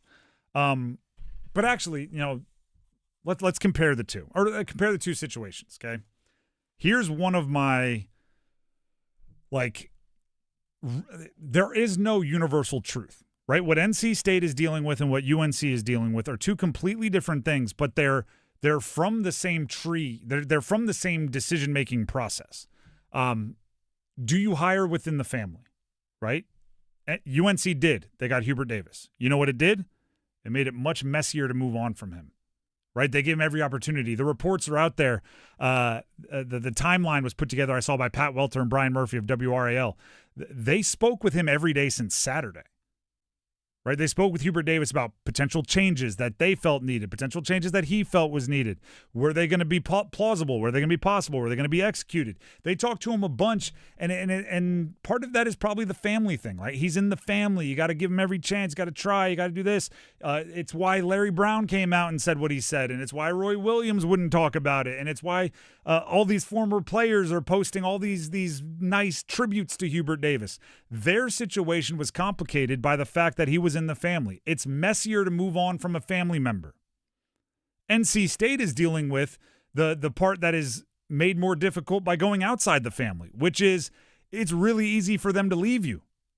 Because what does he care if NC State fans don't like him for the rest of his life? If Will Wade leaves and every NC State fan's like, I will never support Will Wade again, he's like, you never would have 18 months ago either. Right? Hubert Davis and the team and UNC want him to be able to walk into the Dean Dome or whatever the arena is in the future and be applauded. Will Wade doesn't care if he is ever applauded by NC State again if he leaves. Big if there, but if he leaves. Right? So the gift of hiring someone in family is what Will Wade is doing will likely never happen. Right? If you're a legend and you're part of the family, you're not playing dirty pool to threaten to leave, to go to this. Even if you want to leave to go on to a different job, you're going to handle it with more class because you want your alma mater to love you or at least respect you. On the flip side, if Carolina hired outside the family, they probably would have been able to be a little bit more cold-blooded with Hubert, right? Maybe give him less chances, cut that off, get to the next guy. Be more brutal with lawyers, see if you can't get some of that buyout back. Like, there would have been so many different things that happened. So both of these teams are in a really awkward situation. They made the exact opposite decisions with their last hire, right? Longtime assistant for the school, under a legend, player under a different legend, hired him, and it made it messy at the end. Will Wade, NC State, went outside the realm, got the hot coach that people were talking about, tried to give him all the resources, but he didn't have a connection to the area, right? Actually, his alma mater is in your conference for a different team. He went to Clemson, and it's making it messy right now. So there is no right way that every team should follow because you can make the exact opposite decisions and still end up messy.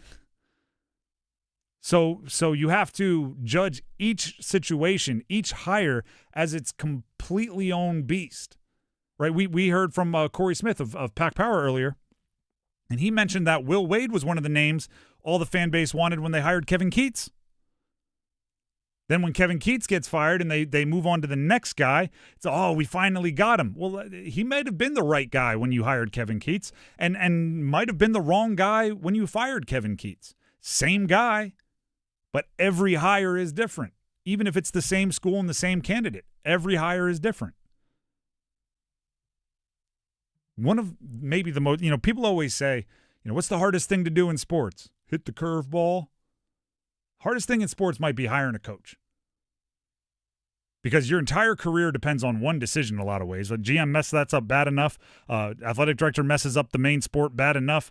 You might not bounce back from that. And Like, you might have been a really good coach somewhere else. Show up, and it just doesn't work. You get a head coach that won a bunch of games somewhere else, show up, what happened there? I don't know, the Tom Crean at Indiana the situation. I don't know, that's just one that popped into my brain. How do you explain that one away? You made a horrible hire. He was good everywhere else. Well, doesn't always work. You got to answer for that. The Drive with Tim Donnelly, 99.9 The Fan, and sometimes it's too good. They win so much in their first 3 years that they go take bigger money from somewhere else or the NBA comes calling, and then it's like, well, I got it right. Now I have to do it again because I got it too right? Yeah, that happens too. Brutal. By the way, text keyword Bulls to 919-860-5326. If you win this one, you don't have to win again because you just get a pair of tickets. You have actually not a pair, 2 pair. You will win a 4-pack if you're chosen. You'll win a 4-pack of tickets to the Durham Bulls opening night in the Fan Zone on March 31st. Text keyword Bulls, B-U-L-L-S, to 919-860-5326. 919-860-5326 for your chance to win a 4-pack of tickets to Durham Bulls opening night. We'll talk more about Hubert Davis and Will Wade as this entire day has been dedicated to. Next. Hey, folks, Dennis Cox here for my good friends over at Law Tigers. Folks, I want you to win, but you got to help yourself. You got to go to caniacsbike.com. And I say that as a motorcycle rider because I want you out there on the roads with me.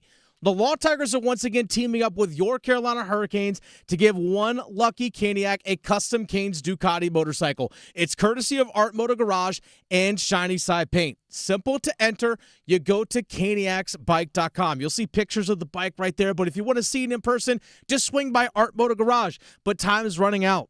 You have until Sunday, March 29th, to enter for your chance to win that custom beautiful V4 Ducati motorcycle, which, by the way, not a single detail missed. The custom logo, paint job, everything on there. It's absolutely phenomenal. Go to caniacsbike.com. Bike will be given away live on the ice April 4th. caniacsbike.com. Law Tigers is a network of independent law firms who are members of the American Association of Motorcycle Injury Lawyers. Law Tigers is not a law firm. Evan, Canty, and Michelle are unsportsmanlike. Everything that you can say about Aaron Judge, you can also in a lot of ways apply it to Bryce Harper, and you can absolutely apply it to Mike Trout. You have these guys who you think are going to be the one that is going to be the superstar that wins and wins consistently. And all of these guys haven't done it. All of those guys go into the what if category, and I think that's been detrimental to the game. Mornings from 6 to 9 on 99.9 The Fan, the Triangle Sports Leader. It's bow time. Finally, lunchtime. I'm starving. What's that? This is the Bojangler from Bojangles. Ooh, with the same bold flavor as their chicken? The same. And fries. The same. Huh.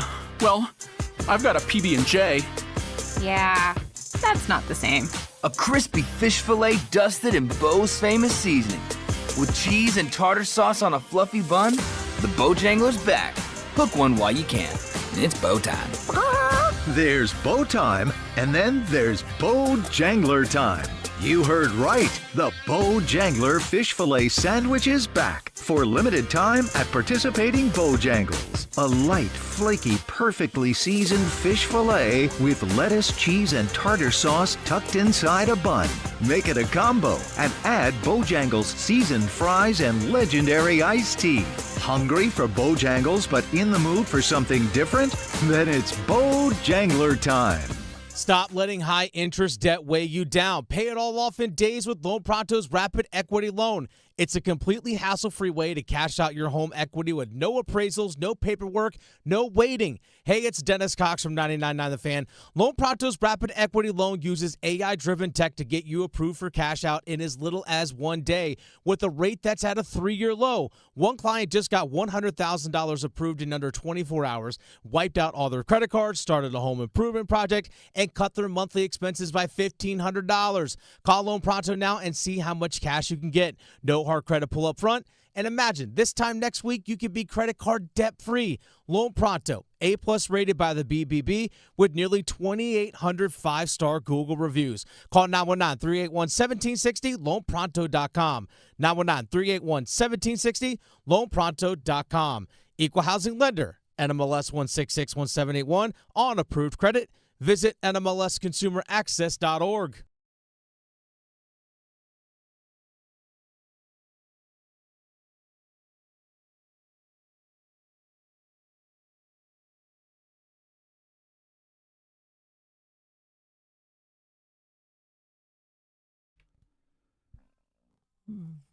The Drive with Tim Donnelly, 99.9 The Fan. We're going to continue talking Hubert Davis firing, Will Wade potentially leaving for LSU, but we want to hear from you. So let's open up the Hester Automotive Group hotline, 919-860-5326. We don't do this often where it's just a random caller segment, but it's real. You can call in, hear yourself on the radio outside of Monday sound-off time. 919-860-5326. Try to keep it to the ACC coaching carousel if you can. We'd love to hear from you, your reactions, maybe who you think they should hire. Was it the right decisions that being made? How mad are you at certain people? 919-860-5326. Call in at any time. In the meantime, I'm gonna dive into the gift and the curse a little bit of UNC here. Right, we did the game earlier, blind ranking UNC options, and the names ranged from two-time national champ NBA coach Billy Donovan to hot coach of the now Iowa State Otzelberger to number one seed in the NCAA tournament, not number one overall, but number one seed coach Tommy Lloyd of Arizona. Part of the gift and the curse of UNC is that everyone will answer their call. They're not choosing out of the coaches that would answer their call. They got pretty much everybody's going to answer. And that means there's a lot more options, which means there's a lot more options being wrong, right? You can blindly pick out of 3 options. You got a 33.333% chance of being right, but blindly picking out of 1,000 options, your chances go down a lot. Carolina still carries enough weight that you're going to get answers. They're going to pick up the phone. You're not getting sent straight to voicemail. But that means it could be wrong in a lot of ways too. All right, I promised just a moment ago that we'd take calls, so let's do it. You can call in as well, 919-860-5326. Hester Automotive Group hotline, open for your ACC coaching takes in whichever direction you want to take that. George in Raleigh is up first, wants to talk Hubert. George, welcome to the show. The floor is yours. Oh, thanks for taking my call. Mm-hmm. I'm an NC State fan, but I like Hubert Davis a lot. He's been a great coach, great recruiter, and, he wouldn't have to go far. I think NC State should hire him. And, people don't know this, but Duke hired an NC State guy, Vic Bubbas, in the 60s, and he brought Duke around. So I think Hubert would be a great fit for State. Great recruiter, doesn't have to leave. All really right. Good guy. Okay, I appreciate it. I think that would be tough on depending on what options he has, that'd be tough on Hubert. Right? Like, that's like breaking up with or being broken up with, and then, having to still like live next door or something, still see him so often. But it isn't unheard of. What is it? Bucky Waters is often acknowledged on the jumbotrons at both Duke and NC State games as a former player for State and as a former coach for Duke. So, there is some crossover there. It's happened. I'll also say this, because there's a lot of talk about ACC schools and Hubert. Jeff Goodman, the Field of 68, tweeted this out earlier. One ACC head coach to Jeff Goodman on Hubert Davis's departure. Here's the quote. I'd really hoped he was the coach forever. No one in the ACC was scared of him. I'm worried that they hire someone really good now, because if you get a big-time guy at UNC, they could be right there with Duke again. I just have one thing to say. If you're going to say something that mean, if you're going to say something that calling out natured, put your name on it. If you're an ACC coach and you want to say that, you can say it, right? Them be fighting words. Put your name on it. Don't be anonymous and say stuff like that. That is cowardly. Back to the call-in line. Luke, next up on the Hester Automotive Group hotline. It's Luke Duke. I thought it was Luke that wanted to talk Duke and UNC, but it's Luke Duke who wants to talk UNC. Yes, comedian Luke Duke. How y'all doing, guys? We're doing great. Happy to hear from you. What do you got for us? Well, this is why you don't hire and try and go get a national person. You end up with a Will Wade. He was just a con man, and he got a check, and now he's gone. But far as what we need, we already got. We don't have to fly nobody in or nothing. You get Larry Brown, Phil Ford, Stackhouse, Rasheed Wallace, and Hansberg. Get him off of that table over there right now, notes, and put him on that coaching staff. Yeah. So head coach Larry Brown, is that how that staff is built? Larry Brown and Phil Ford. Okay. Jared Stackhouse, Rasheed Wallace, and Tyler Hansberg. That's what we need. We got to go with a move like that. They already at the game sitting behind the bench. I'm liking your enthusiasm, Luke Duke. I appreciate it, and call back in anytime. All right. I don't know if they all need to be on the sidelines. I will. This will be my advice to whoever takes over the Carolina job, right? Whether it's one of those guys mentioned or not. I always say when you take over a team, find 3 things that are universally approved. So you're up 3-0, right?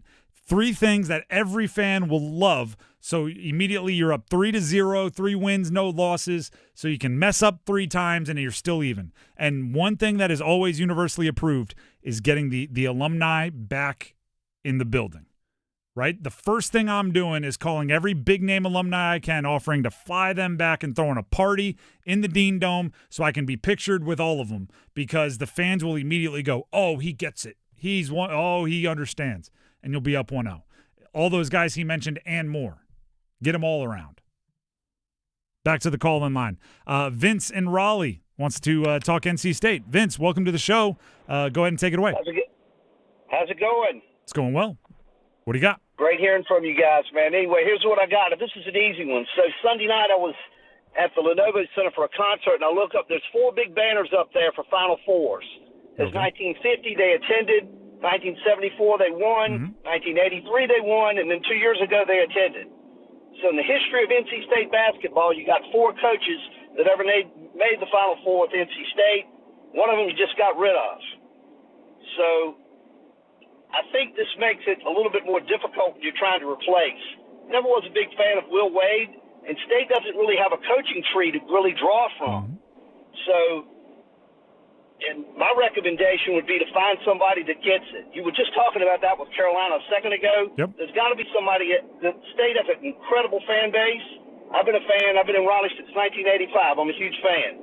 But you got to find somebody that gets it. They got to get the NC State Wolfpack. Okay. I can the name that popped into my head when you were saying that was Justin Gainey. Justin Gainey played at State in the late 90s, I believe, and is an associate head coach, meaning assistant head coach. I don't want to say associate. I know that's what maybe his official title is, at Tennessee. He's a guy that some brought up for the Will Wade hire. Obviously, Julius Hodge is a name that's in the coaching world. I don't know if he's quite seasoned enough for that job.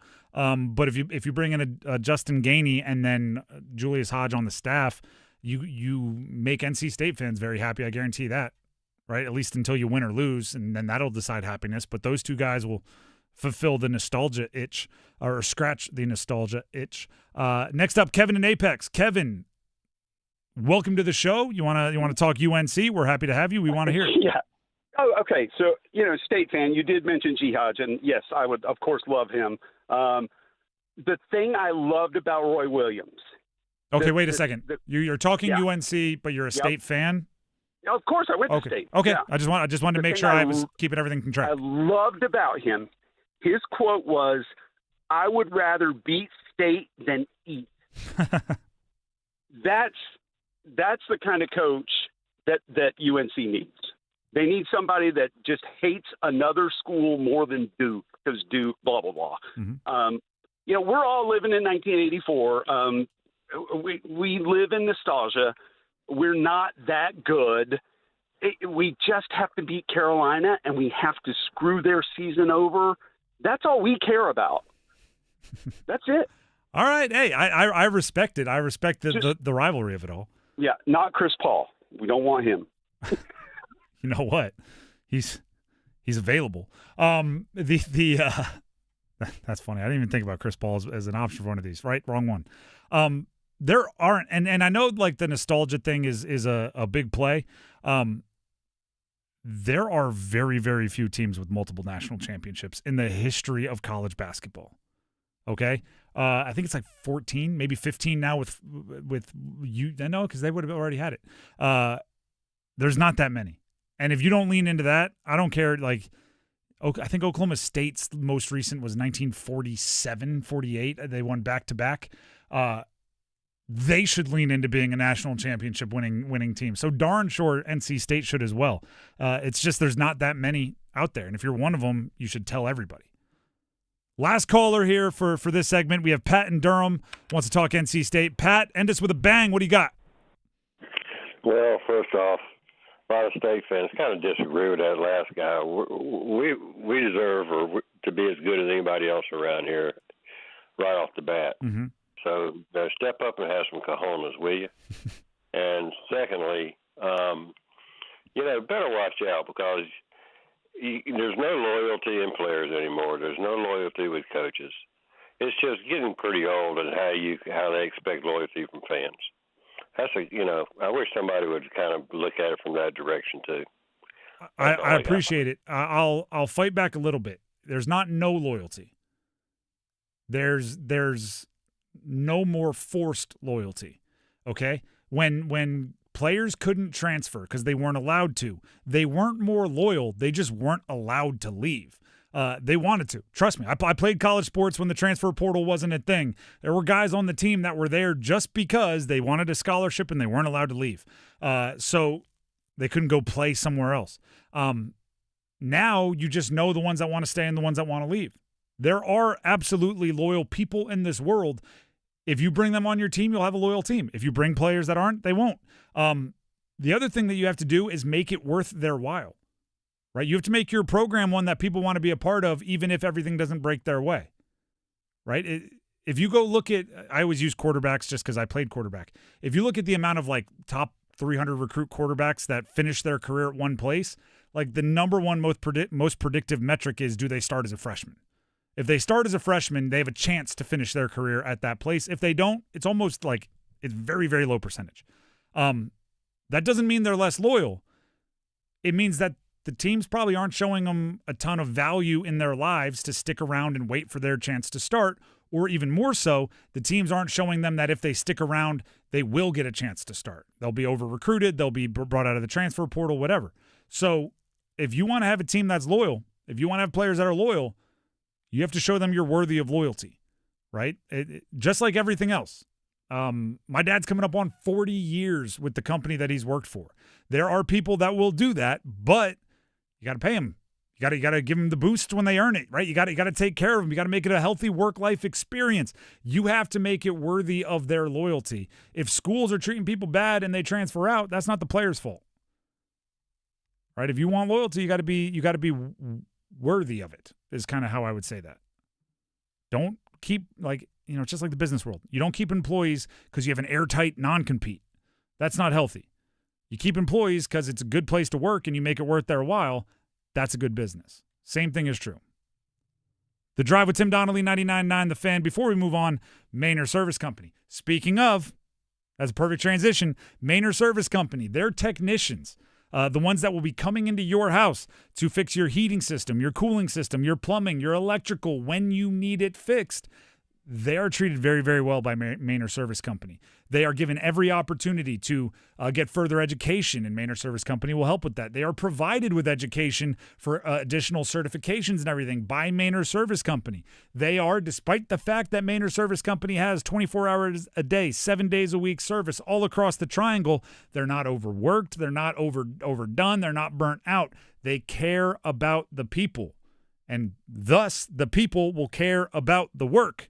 And when you're talking Mainer Service Company, the work is your house. It's your heating system, your cooling system, your plumbing, your electrical. So you want that trickle down. Mainer Service Company cares about their technicians. The technicians then care about the work. Your house is worked on by people that care. Give them a call, 919-361-0993. And ask them about it, by the way, right? Set up a maintenance schedule, get them out there to help something, fix something, but also talk to them about how they are improving their technicians' expertise. I promise you, they will explain so many different ways. If you don't believe me, ask them. 919-361-0993, or visit them online, MainerServices.com, MAYNOR services.com. Thank you to everybody that called in. The starting five is next. Listen for the Get That Out of Here's. Rejection! Cameron Boozer got a piece!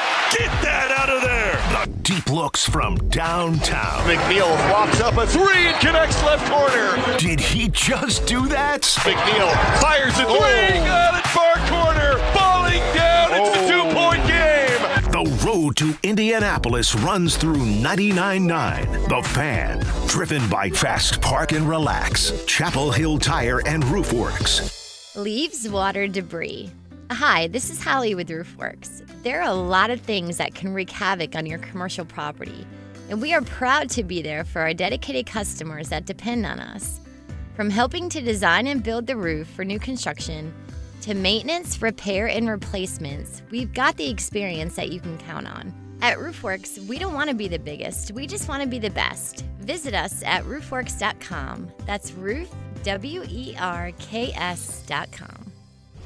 This is what breaking news on WRAL sounds like. Sky 5 captured the moments a high-speed chase ended in a crash. From the moments that matter. Let's take a look at those live pictures right now from Sky 5, and you can see when seconds count. Authorities say they are very concerned for the safety of the public. When your safety is the priority. It's still an active scene. Take a look behind me. And we begin at 6 with that breaking news. Hello and thanks for joining us. I'm Gerald Owens. Watch WRAL News. Breaking news coverage you can count on.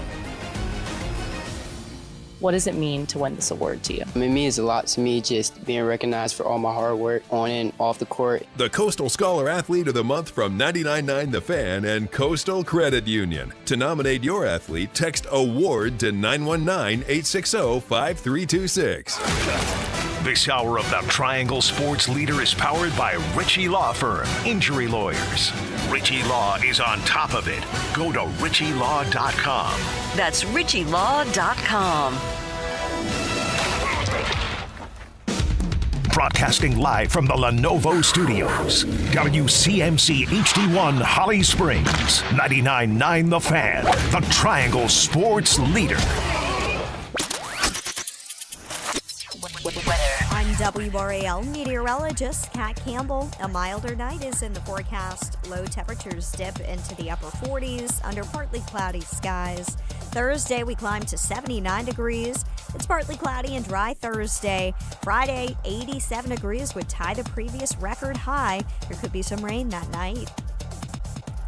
5 o'clock check of your money. Dow Jones closes up 305 points to 46,429. This hour of The Drive is brought to you by Law Tigers. Injured in a motorcycle accident? Call Law Tigers before you call your insurance company. Case evaluations are always free and you don't pay a dime until your case settles. Law Tigers, North Carolina's motorcycle lawyers.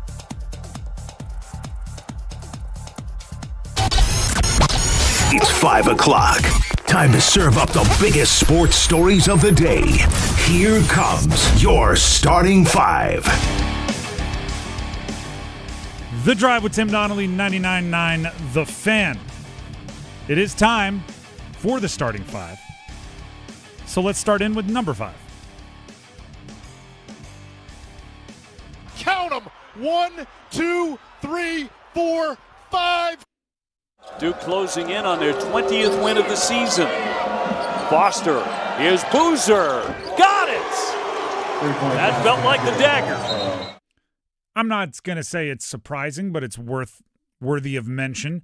Cameron Boozer, Duke consensus first-team All-American, which means first-team All-American by the NABC, by Sporting News, by the Associated Press, and by the U.S. Basketball Writers Association. That's the whole kit and caboodle, right? That is a consensus first-team All-American, and we're now to the point where I don't know if this is true. I used to be a much bigger movie buff than I am now. Where like if you got the SAG Best Actor, the SAG Awards, and then the Golden Globe, you get Best Actor. It's like, oh, yep, you better get your Oscar speech ready. Cameron Boozer has won enough of the awards. He's been on enough of the lists, the All-American lists, that he better have his Naismith Award, his Wooden Award, his all of the Players of the Year are going to be coming his way because the writing is on the wall that he was the best player in college basketball this year. And what I really like about it is he kind of did it in reverse, right? So often we think of the players that have like the most best games as the best player. He's the player that had the fewest bad games. He had no bad games, right? There were others that had the 40 points, the others that had the crazier maybe individual stat lines, but he went an entire basketball season with no bad games. The worst game was like 13, 8, and 8. Like that was his worst game. 13 points, 8 rebounds, 8 assists. When your worst game is flirting with a triple-double, that's crazy. And so Duke flexed on their social media, right? He's Duke's 15th consensus. Got to get my words right. 15th consensus first-team All-American since 2000. 6 more than any other program, according to Duke. That is number 5. Let's jump to number 4. 1, 2, 3, 4, all together. Bailey left hashes, takes the snap. It's a drop back, dump off, end zone touchdown. Justin Jolie leaks out after the snap, and he catches it with 2 hands near side of the right end zone, and the Packs on the board. 14-6, 5-yard touchdown on 4th and 1 with 2:35 to play in the first quarter here in Winston-Salem. NC State had their pro day yesterday, football pro day. We talked about Dukes and Carolinas yesterday. Today we talk about States. Justin Jolie, we talked to with Corey Smith from Pack Power earlier, and he said, Jolie would have liked to have tested a bit better. I think he was, a 30.5 vertical jump, 9-foot 6-inch broad jump, didn't run the 40. I don't pretend to know like everything that an NFL agent does for building up their prospect or everything that somebody that runs a pro day would know. Justin Jolie didn't run the 40 at the combine, I believe expecting to run at the pro day, but cited a minor injury. I think it was a tweaked hammy in his mock pro day. They did like a dress rehearsal back where he was training in Fort Lauderdale, tweaked his hammy, so he didn't run the 40 at the pro day. I think if I'm advising a client, if you can't run the 40 because of your hammy, I'm not letting you do anything, because I've hurt my hammy before. I probably talk about it too much because it absolutely stinks. Hammies are mental as much as they are physical. Your body just throws a little speed governor, right? Like, oh, no, we're not going all out, because you're worried about that hamstring until you are 100%. So the fact that he jumped a little less than he was probably hoping for, but he's dealing with a tweaked hammy enough to make him not run the 40, yeah, I'm not surprised at all. And even if like scouts are smart enough to go, well, he didn't jump as high, but he was dealing with a tweaked hammy, so like I wouldn't even give them that number. Other notable participants, Devon Marshall did not get a combine invite. I think he should have. He was, one of the highest graded defensive backs in the country. Perhaps he'll turn some heads. I didn't seem like this is less official as the combine, right? They don't post all the answers, all the results. You got to go find a scout that's willing to say what they had. But hopefully he did well. Kean Sloan apparently impressed. A 1-year transfer at State, did some good things. 35.5-inch vert as an edge rusher is big. 10-foot 1-inch broad as an edge rusher, pretty big. Caden Fordham, Brennan Cleveland, a few others participated.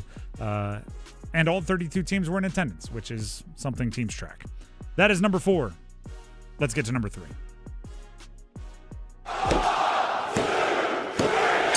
Now it's Chatfield trying to clear this in deep. Matheson has lost the stick. Stall out in front. He scores! Carolina taking advantage. And the captain buries his 18th of the season. And it's 2-0 Carolina. Carolina, the Hurricanes lost 5-2 on the road, Montreal last night. Let's be real. If you're going to lay a weird clunker, right? A game that you probably should have won and you didn't, 4-2 became 5-2 with the empty netter. Like, if you're going to have a game that there's a lot of things that say you let one slip away and you're going to lose by multiple goals, kind of a good night to do it to avoid scrutiny, because the college basketball news in this part of the country is just going to dominate headlines. Normally, we would have spent, I don't know, an hour and 15 minutes of our 3 hours talking about that game. but we've just not had the oxygen to spend on it. So we'll do it as quickly as we can here with 2 minutes of gold. It is Adam Gold, our very own, who obviously paid all the attention to the game last night, wasn't distracted by the Hubert news, and gave us a breakdown of what went wrong for the Canes. Here's 2 minutes of gold. Hey, it's Adam Gold, and I got 2 minutes for two moments that lost Carolina a 5-2 hockey game to the Montreal Canadiens, and it's all brought to us by Parkway Sleep, parkwaysleep.com. All right, sometimes you just lose the game. You don't play badly. Sometimes your goaltender gives up 4 goals, and he doesn't play badly. Sometimes you dominate a period and don't get enough out of it, although the Hurricanes did score twice, especially early on the power play. Ehlers out in front, deflected, they score! And it's number 24. Talked about it, Tripp, and he delivers out another great pass from Nikolai Ehlers. Jordan Stahl would add another goal about 4.5 minutes later. Carolina led 2-0, and it looked like they were going to score more. Taylor Hall had a breakaway. Seth Jarvis had a couple of really good chances in tight. Jackson Blake at the end of the period. But about 12 minutes in, hey, a bit of good fortune for Montreal. They got a clean shot from the point.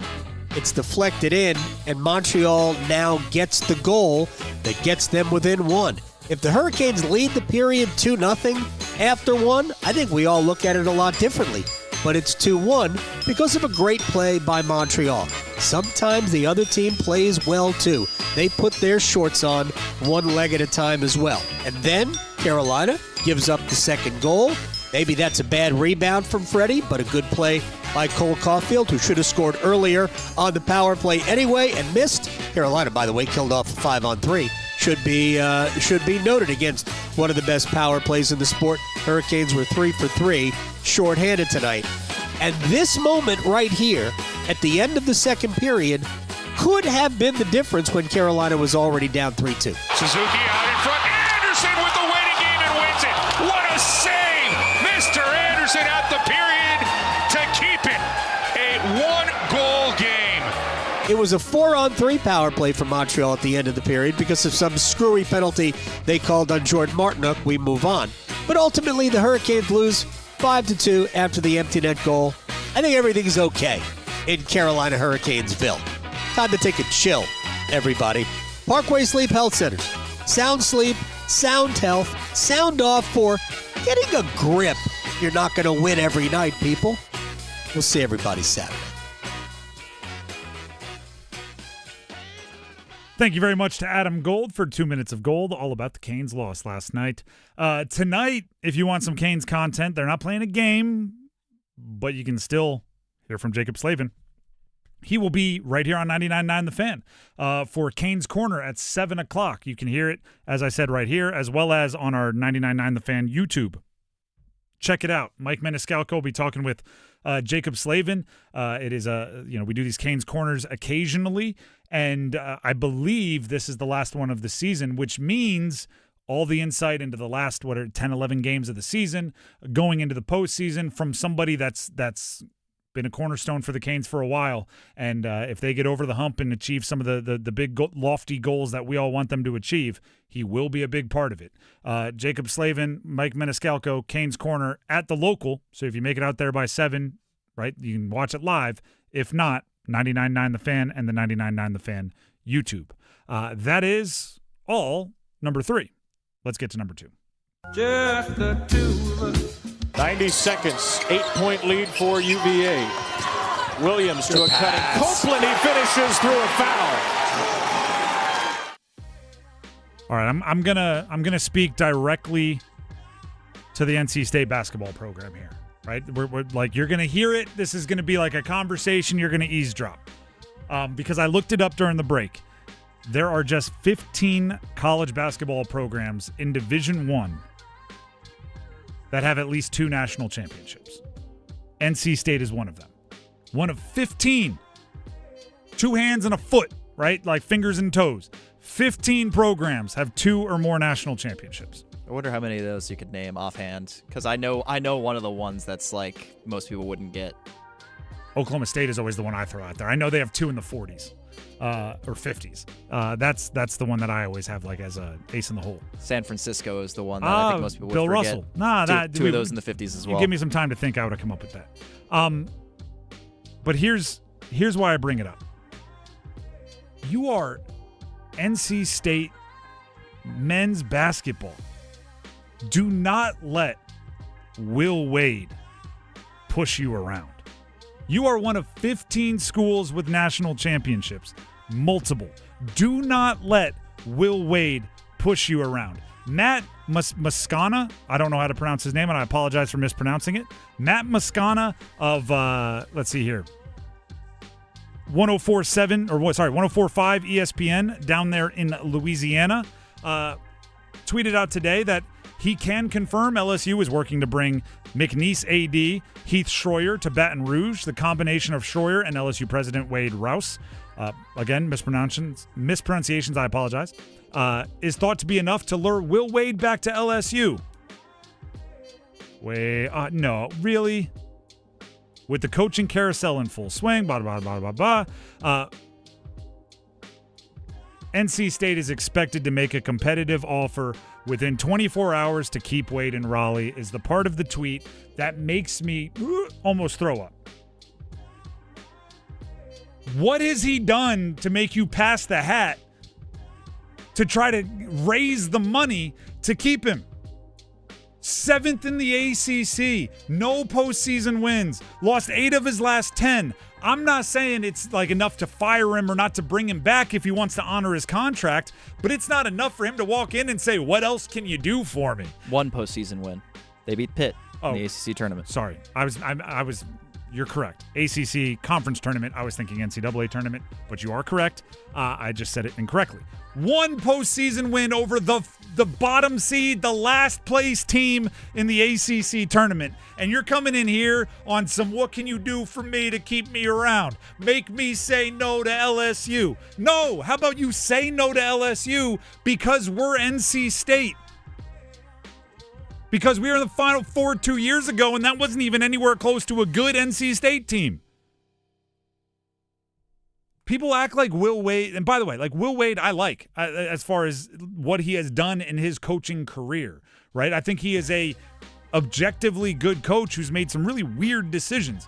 But LSU is bringing him back because he is, or if they bring him back, is doing so because he had this like unbelievably hot run through their basketball program that ended in 2022, 2023, somewhere along those lines. Do you know how far he made it? When he was the coach of LSU, he was the coach of LSU from 2017-2018 season through the 21-2022 season. The furthest he made it was the regional semifinals. And that was in his first year. Then he missed the tournament. Then he made it to the second round. Then he made it to the first. That's what he's done. NC State can do that. They don't need Will Wade to do that. They can do that. Don't let him bully you. Now, if he wants to stay, yes, you should discuss what went wrong this year and what he thinks needs to be fixed and where the resources need to go. He can be a part of the solution, but he's not good enough to be part of the problem that you have to solve just to get into a room with him to solve the other problems.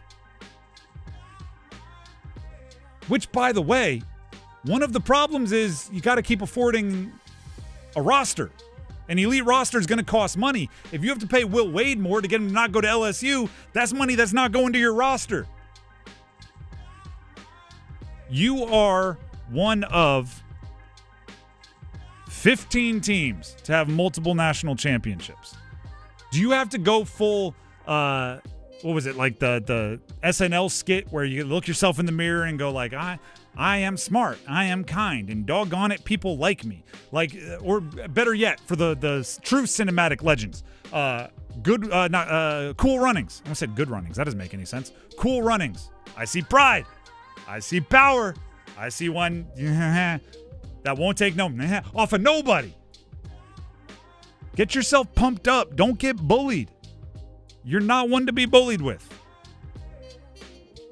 That came out weird. You're not one to be bullied, not bullied with. That's not how the word works. Like, have some pride. That's number 2. Let's get to number 1. I get it. It's not the results that have been produced by Coach Davis. You look at national championship, Coach of the Year in the ACC, has won the regular season, but you also look at the things that he hasn't done. He's 19-24 versus ranked teams. He's 28-47 and quad 1 wins. That's the voice of Joel Berry. I believe his jersey is in the rafters at Carolina. There might be a Final Four MOP or something like that got him up there. Former point guard for Carolina, talking about Hubert Davis and the tenure that came to a close last night as the head coach of UNC.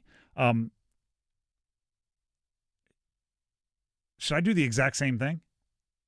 Should I do the exact same thing, only likely a level up? Do you know how many teams have 6 or more national championships in their history? 4. Carolina is one of them. 6 or more national champions. Carolina should walk into the coaching market like the cowboy strolling into the saloon, just knocking the swinging doors open and stepping in. I'll take your finest whiskey and just flipping a gold coin onto the counter. You should be the big man on campus. If you want Billy Donovan, I don't think you should, but if you do, go get him. If you want Mark Byington or TJ Otzelberger, whoever's the apple of your eye, you are the Carolina Tar Heels.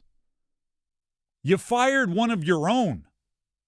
You paid one of your own, an inner circle basketball playing legend, Carolina bleed blue through and through, Hubert Davis, and gave him $5-something million to leave. If you're going to do that, you better do it with the plan of bringing in a dude. Now, we can all disagree on who the next one should be. But Carolina should not be getting to their 7th option, right? They should understand what they're bringing to the table and refuse to take no for an answer if they have a guy that they think is number 1. Because think about it this way. This job, especially if they open it up to outsiders, right? If you don't have to have coached under or played for Roy Williams or Dean Smith, if they open it up to outsiders, this will be the first time in my lifetime, it'll be the first time in my parents' lifetime that somebody outside of the Carolina quote-unquote family can take this job.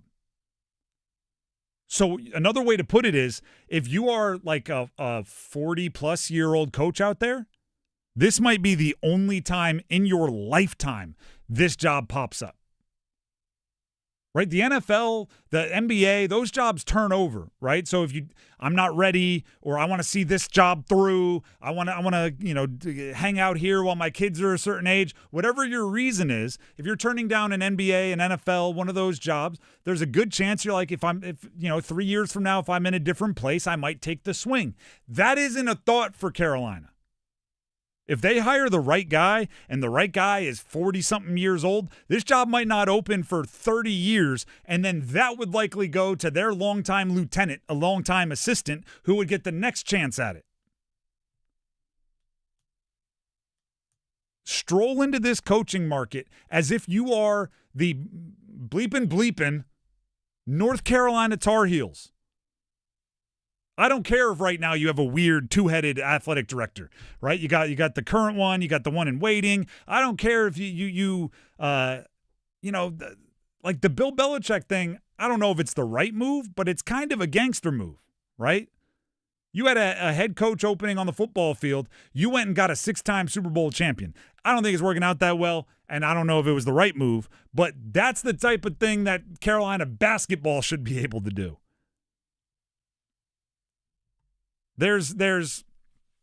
I'll use a Belichick story here. I don't know if this is true for all of his coordinators, because Bill Belichick throughout the years had a lot of coordinators go and become head coaches elsewhere. But the legend is with Charlie Weiss. Remember Charlie Weiss? That when he was, promoted to or hired by Bill Belichick to offensive coordinator. This is, again, legend, and I'm going to pretend it's true because it's good for my story. that Bill Belichick went to him and said, hey, listen, I understand coordinators look for other jobs, right? Occasionally they get promoted.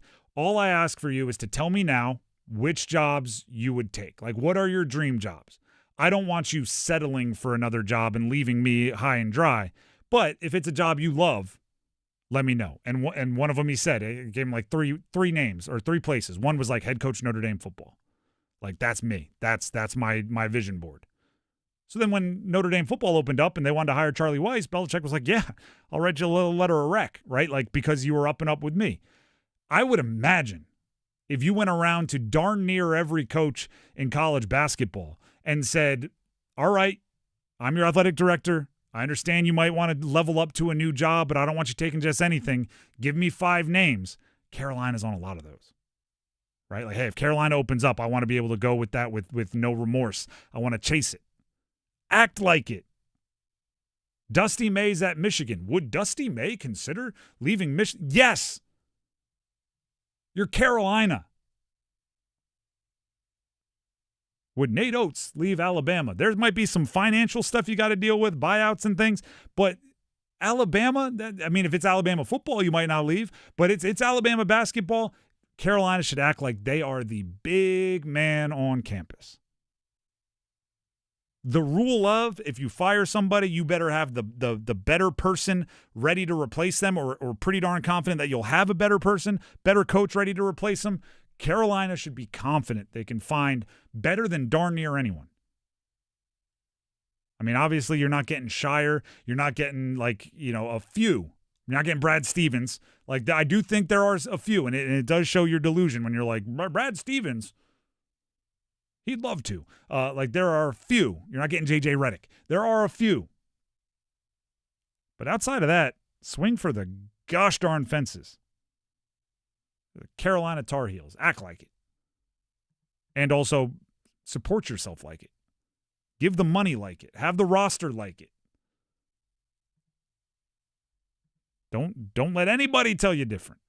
The Drive with Tim Donnelly, 99.9 The Fan.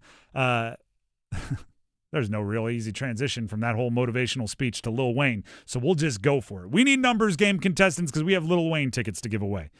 So call in now, 919-860-5326 for the numbers game, your chance to compete, and if you win, you get a pair of tickets to see Lil Wayne. He's bringing 20-plus years of Carter classics to Coastal Credit Union Music Park on Saturday, September 26th, and he's bringing special guest 2 Chainz.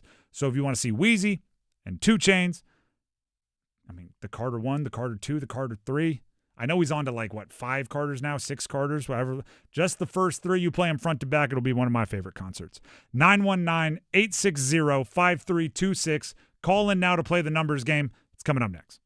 Hey, folks, Dennis Cox here real quick for Loan Pronto. People, stop letting high interest debt weigh you down. Pay it all off in days with Loan Pronto's Rapid Equity Loan. It's a completely hassle-free way to cash out your home equity with no appraisals, no paperwork, no waiting. Loan Pronto's Rapid Equity Loan uses AI-driven tech to get you approved for cash in as little as 1 day with the rate that's at a 3-year low. One client got $100,000 approved in under 24 hours, wiped out all their credit cards, started a home improvement project, and cut their monthly expenses by $1,500. Call Loan Pronto now and see how much cash you can get. No hard credit pull up front. Just imagine this time next week, you could be credit card debt-free. Loan Pronto, A-plus rated by the BBB with nearly 2,800 5-star Google reviews. Call 919-381-1760 or visit loanpronto.com. 919-381-1760, loanpronto.com. Equal housing lender, NMLS 1661781 on approved credit. Visit NMLSconsumeraccess.org. Evan, Canty, and Michelle are unsportsmanlike. Everything that you can say about Aaron Judge, you can also in a lot of ways apply it to Bryce Harper, and you can absolutely apply it to Mike Trout. You have these guys who you think are going to be the one that is going to be the superstar that wins and wins consistently. And all of these guys haven't done it. All of those guys go into the what if category, and I think that's been detrimental to the game. Mornings from 6 to 9 on 99.9 The Fan, the Triangle Sports Leader. Hello, I'm John Hester for John Hester Chevrolet in Fuquay-Varina. People are asking us, how are you selling so many cars all of a sudden? Well, did you know that the Beltline has opened up the outer loop? We're only 28 minutes from Knightdale. We're only 19 minutes from Clayton and 15 minutes from Apex. We're now the most convenient Chevrolet dealership to reach in the Triangle. It's just one more reason to get off your keister and come to Hester. Now at John Hester Chevrolet, get up to $15,000 off a new 2025 Chevrolet Silverado 1500 RST. See dealer for details. Together, let's drive. Your heart. It's the only one you have. Fortunately, you also have a choice. Expert cardiologists, talented surgeons, highly skilled specialists, all of whom chose WakeMed. Why? The main reason is the same reason patients choose WakeMed. Everything you need for the best possible care is right here. Learn more at wakemed.org. WakeMed Heart and Vascular Physicians. Your heart, your choice. The NC Courage are back for the new season at First Horizon Stadium at WakeMed Soccer Park. Watch the Courage take on Bay FC Saturday, March 28th at 7 for Game Changers Night, honoring local youth players, presented by Bojangles. Reserve your seats now at nccourage.com.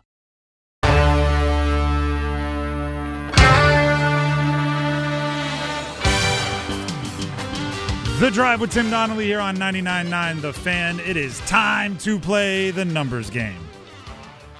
Our contestants for today are Mike on 540. Always funny.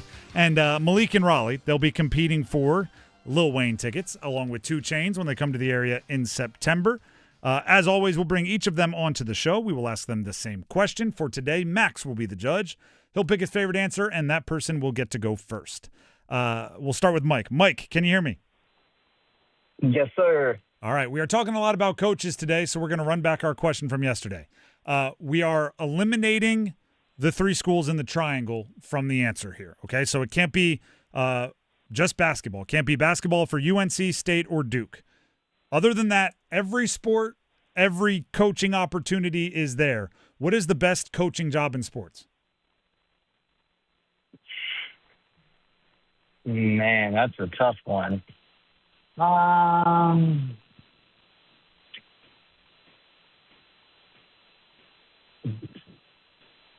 guess I'm just going to throw a bone here. Work it out. The owner of the Patriots. Well, it's coaching job, so you're going Patriots coach?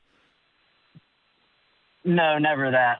If I'm just doing a default, I'll say Carolina Panthers head coach. I can't come up with anything. All right. Your lack of confidence is stark, but we'll see how it goes. Carolina Panthers. That brings us to Malik. Malik, can you hear me? Yes, sir. Same question to you. We are eliminating just because of the news now, and it's top of mind. Can't be the head men's basketball coach at Carolina State or Duke. Other than that, what is the best head coaching job in all of sports, right? Any sport, any team, what is the most attractive coaching opportunity? Easily the Cincinnati Bengals head coach, because it doesn't matter if you're good, bad, doesn't matter what your record is, you will always have a job. Are you a Bengals fan, or are you spoken like a Ravens fan or something like that? All right. All right, the little Marvin Lewis / Zach Taylor jab there. Max, what are you rolling with? Panthers head coach or Bengals head coach? We'll say Malik with the Bengals head coach. Just he's a little more convicted with his answer, and I thought it was funny. I guess he must be a fan of division rival or something. Or just an observation.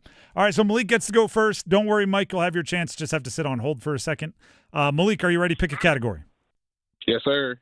All right, we have NFL Panthers throughout history. We have NFL players with alliterative names, meaning their first and last name starts with the same letter. If your radio is on, can you turn it down real quick? Just we're getting a little echo, and that might be the cause. We have NBA players from the Central Division, or NHL players. Sorry, that was NBA players, not NHL. Or NHL players, Hurricanes throughout history. I'm gonna go NFL. The first one, the Panthers throughout history. I'll give you the team and the player. Give me the jersey number as quickly as you can. 30 seconds on the clock, 1 pass if you need it. I will say the team in this category, even though we know it, just to keep it fair timing-wise with other categories. And we're still getting a little bit of that weird feedback echo. So if I say it again, just say it again. Don't ask me why. Don't just whatever you said, repeat it, because I don't want you to waste any time, okay? Okay. All right, perfect. Your time will start when you hear the horn. Cam Newton, Carolina Panthers. 1. Correct. Lamar Smith, Carolina Panthers. Pass. Mark Carrier, Carolina Panthers. Carrier, Carolina Panthers. 31. Incorrect. Matt Little, Carolina Panthers. Who is that? 54. Incorrect. Lamar Smith, Carolina Panthers. 26. Correct. Kelvin Benjamin, Carolina Panthers. 13. Correct. Mark Carrier, Carolina Panthers. 41. Incorrect. Matt Little, Carolina Panthers. 27. That was the most ridiculous 3. 3 is a good number. You felt like you were like, I don't know, just tossing in the towel as you continued to get them. So you got Newton, Smith, and Benjamin. Carrier, which I did say Carrier, shout out to the Carolina Hurricanes. 83, and Little, I don't know who that is either, to be honest with you. But that's number 9 is what we were looking for. 3 is a good number. We'll see if it holds up. Go ahead and stay on hold. Next up, we have Mike. Mike out there on 540. Can you hear me? Yes, sir, I can. All right, the categories remaining for you to choose from are NFL players with alliterative names. First and last names start with the same letter. NBA players from the Central Division, or NHL players, Hurricanes only. The NFL. With alliterative names, players whose first and last names start with the same letter. I will give you the team and the player. Give me the jersey number as quickly as you can. 30 seconds on the clock. 1 pass if you need it. You need at least 4 for the victory. Do you have any questions before we get started? No, sir. All right. Your time will start when you hear the horn. Brian Burns, New York Giants. 0. Correct. Tommy Tremble, Carolina Panthers. 11. Incorrect. Jalen Johnson, Chicago Bears. 11. Incorrect. Tommy Tremble, Carolina Panthers. Pass. Tim Tebow, New York Jets.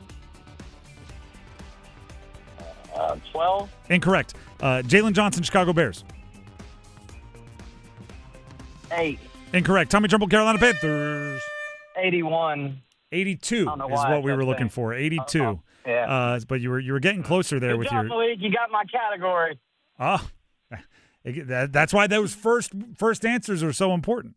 For those of you playing at home, Burns 0, Tremble 82, Jalen Johnson we would have accepted 1 or 33. Tim Tebow with the Jets wore 15, famously his number at a few different spots. And the winner is Malik, as you heard Mike congratulate there at the end. Malik, congrats. Thank you. I was just listening to Lil Wayne this morning. It's crazy. What was that? I said I was just listening to a lot of Lil Wayne this morning. I was just in the mood, and now I want the tickets. Well, even better. You get the tickets. It's Lil Wayne and 2 Chainz in September when they come through the area. So congrats. Stay on the line, and Max will grab the info he needs to make sure you get your prize. Look at that. The little synergy. Little cosmic justice. Or I don't know, justice is the wrong word. It's coming back around. You listen to some Wayne this morning, you get some Wayne tickets this afternoon. So maybe that's the motivation. If you want to win the tickets tomorrow, and we will have more Lil Wayne and 2 Chainz tickets for the numbers game tomorrow, maybe you wake up listening to some Wheezy. Maybe throw on a little Carter 3 on for your commute in. Actually, no. Listen to 99.9 The Fan on your commute in. How about that? That's me being a better company man. The Drive with Tim Donnelly, 99.9 The Fan. Please subscribe to our YouTube. Specifically, jump on there for our YouTube live stream. You can always jump in the comments to our YouTube live stream. We do monitor those. If you make a really good point, we'll bring it up here live on air, and you can help us advance the conversation forward on the teams that you care about the most. So 99.9 The Fan on YouTube. We live stream every show. Matter of fact, I'm waving to everybody out there in YouTube land. When we come back, State might be looking for a new head coach. Carolina is looking for a new head coach. What's hanging over both of those conversations? I'll tell you next.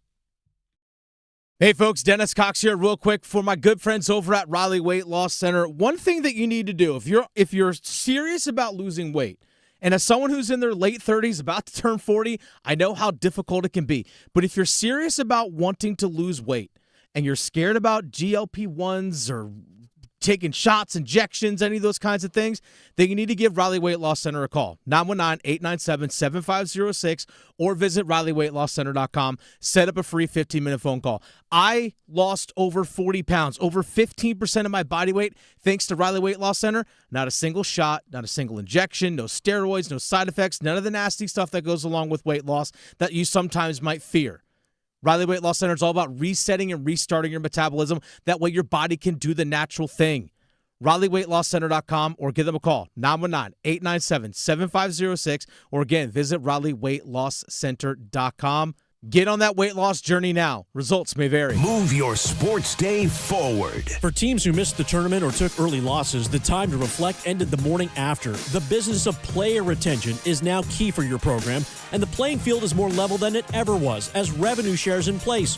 Your coach's pitch now focuses on when do we get our next championship, because that's the only currency your fan base cares about. Get set up. Join Next Up with Paul Ihander. Mornings at 9 on 99.9 The Fan, the Triangle Sports Leader. Tired of hearing this from your local tire place?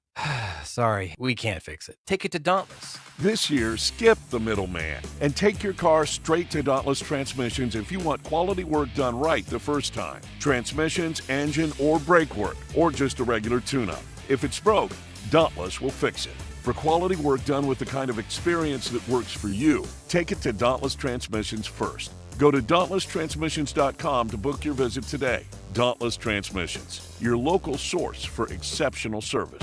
It's bow time. Finally, lunchtime. I'm starving.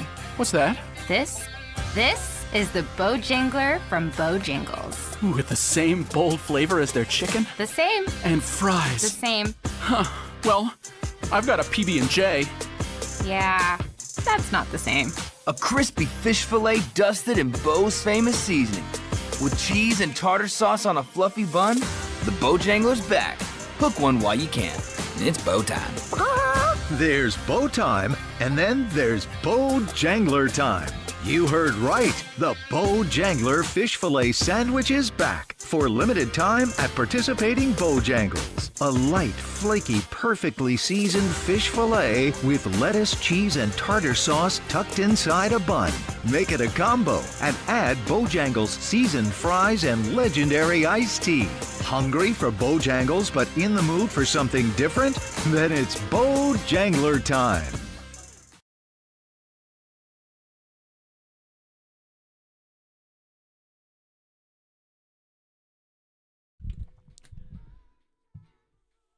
The Drive with Tim Donnelly here on 99.9 The Fan. State and UNC fans, I'm going to just let you know this probably won't be a fun conversation for you. But I think we're friends, and friends have to be honest with each other. And when there's just straight factual evidence to back it up, you know, I think it's a noteworthy and necessary conversation. Carolina fired Hubert Davis last night. They're looking for their next head coach. NC State hired Will Wade last offseason, and on the very anniversary of his introductory press conference is met with rumor upon rumor upon rumor that he is either going to get a new, much more attractive offer from NC State that makes him stay, or he will be going to LSU. And you know what's hanging over both of those conversations? You know what's hanging over everything in the ACC right now? Duke. They are. There was, I don't necessarily agree with everything Daryl Morey does, Daryl Morey being a GM in the NBA. Matter of fact, I disagree with a lot of the things Daryl Morey does. But there was one thing where I just went, well, at least he's being honest. He was running the Houston Rockets at one point in time, and he built a roster together, and somebody asked him about roster construction, and he was like, listen, we make all our decisions trying to beat the Warriors. Right? We just have to get through everybody else, hopefully, to face the Warriors, and that's what we are going to be constructed to beat, because at the time, the Warriors, you just knew you weren't going to make it out of the West unless you beat the Warriors, because no one else was going to do it. They were a super team. I'm not saying it's that dominant where, like, you're not going to make it out of the ACC unless you beat Duke, but I am saying Second straight year, Duke's the last team standing. They're out recruiting. They're probably outspending, although we don't have exact numbers on that. They're probably outspending, and they're doing so with a coach that's younger than all the other contenders. Jon Scheyer is the coach of Duke in the Sweet 16. They're the last ACC team playing in this NCAA tournament, and he's 6 years younger than any other coach still remaining in the NCAA tournament. If you look around, they're starting to be the copycats. Jerry McNamara going to Syracuse. Luke Laux going to Florida State prior to this year. These are players who have played in this century at those schools, taking over those programs as head coach. That is the archetype that Jon Scheyer is. So every time we talk about, and we have talked a lot about it this year, every time we talk about what is the standard for UNC, let's not pretend like UNC doesn't measure themselves against their peers, one of which is Duke. So if you are not having that success as much as they are, or if you're not gaining ground on them, it is going to be tough to look at your coach and say you're doing a great job. If you're NC State, hiring Will Wade last year, I don't want to say it was a risk, but it was a big swing. You're uppercutting, right? You broke out your home run derby swing. Right? You were hoping that you would be the team that could make a guy who's a bit of a nomad, right? Bit of a, I go where the wind takes me, where the money follows, and he was going to fall in love with you and stick around. And maybe he still will be, but you're going to have to pay him. Maybe he still will, right? There's no official news that he's on the way out, although when we asked Corey Smith of Pack Power earlier to make his best guess if Will Wade would be the coach next year for NC State, he said no. That's a swing to really level up, and I believe it's because you know what you're up against. It's let me think of the best. I mean, a true transition of power from a great coach to another great coach is pretty rare. I imagine they're going through a similar feeling right now to what like Bears fans went through when Aaron Rodgers won an MVP or a Super Bowl. And you're like, we waited so long for that other gunslinger, the 3-time MVP, to finally leave. He leaves, and you got another, like Coach K was hanging over or at least dueling with, I don't want to say hanging over, dueling with the Roy Williams and the other great coaches there. And 40-something years later, he bows out, and Scheyer, took what, a season and a half to really hit full speed ahead? This is, I think, the best way to put it. Hubert Davis, I believe, is the first ACC coach to win 20 or more games in each of his first 5 seasons. And that was part of the argument by the Hubert Davis supporters that he should be kept. And I, if I'm missing, one from 1946 or something, like I'm doing my best to remember that off the top of my head. First ACC coach to win 20 or more games in his first 5 seasons. Each of his first 5 seasons, which is a good stat until you recognize that it is darn near a guarantee that next year, Jon Scheyer will become the first ACC coach to win at least 27 games in each of his first 5 seasons. Right? There's still a level above. And when you're able to do it while replacing your entire starting 5 like they did from last year to this year, there's not a real expectation that things will fall off. Now, has Scheyer made a national championship? No. Has Scheyer won a national championship? Obviously not. But if you're going to make it there, there's a good chance you're going to have to go through them, right? They're making it close. So there is an element of, if you are in the ACC, you know what the lead runner is, right? I use this as a saying a lot. There's 2 ways to pass somebody in a race who's ahead of you, right? And I'll even, it doesn't have to be the most important race. We're talking the local 5K for some charity, right? If you want to win your age bracket and there's someone in your age bracket in front of you, there's 2 ways you can pass them. 1, you speed up. 2, they slow down. And I'm sure a bunch of the ACC administrators around the country, right, because it's now a countrywide thing, were hoping that Duke would slow down when Coach K retired, right? They were just waiting it out, right? Waiting it out. Wait, like the rest of the East Division in the AFC was waiting out Tom Brady's retirement, right? Now the Bills are like, finally, we can win. You're just waiting for the Kays and Boeheims and Roy Williams to retire so you could step up. And Kay retired, and John Shire was right there, and you're like, well, I guess we're not going to pass them by them slowing down. Yeah. There was a comment. I wanted to go back to this. This was in our YouTube chat, 99.9 The Fan on YouTube, so make sure you subscribe and have your voice heard in the chat. This is from like at the beginning of the show, but I took a note of this because it fits in here. Somebody commented, NIL killed blue blood dominance. Well, somebody didn't tell Duke that that's the case, clearly, because they're getting along just fine in the age of NIL, and it seems like it could even be like, at least in terms of regular season success and ACC championships, like maybe even more of like a well-oiled machine, at least right now. I don't see why blue bloods don't expect to have more money. Yeah, you honestly... You have more could fans, be even more dominant with the NIL factor. You have more fans.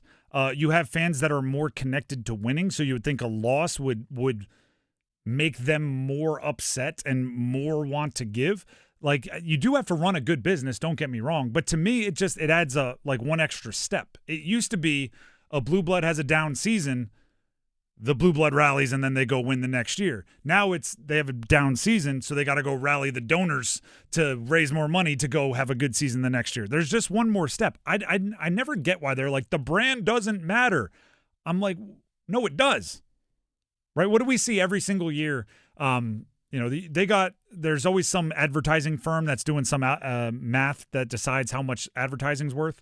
And they're like, the mentions on social media for this event they got 60.2 million in free advertising or whatever. Like, that is worth something. If Carolina can't raise money, what are we doing here?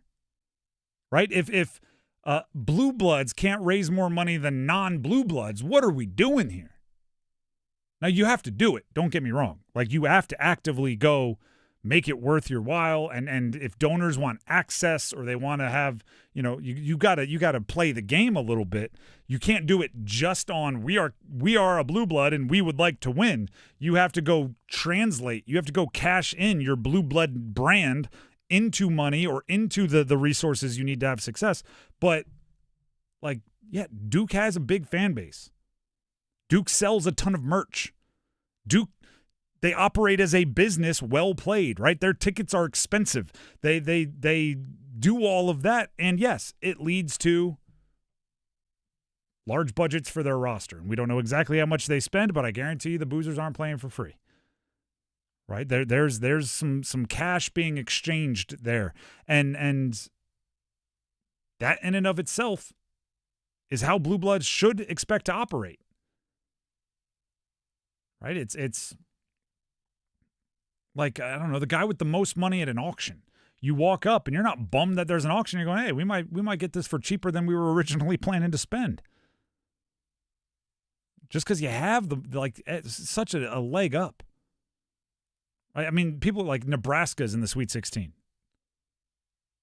You can't tell me that Nebraska basketball can raise more money than Kansas or Carolina or Kentucky or these schools that aren't in the Sweet 16.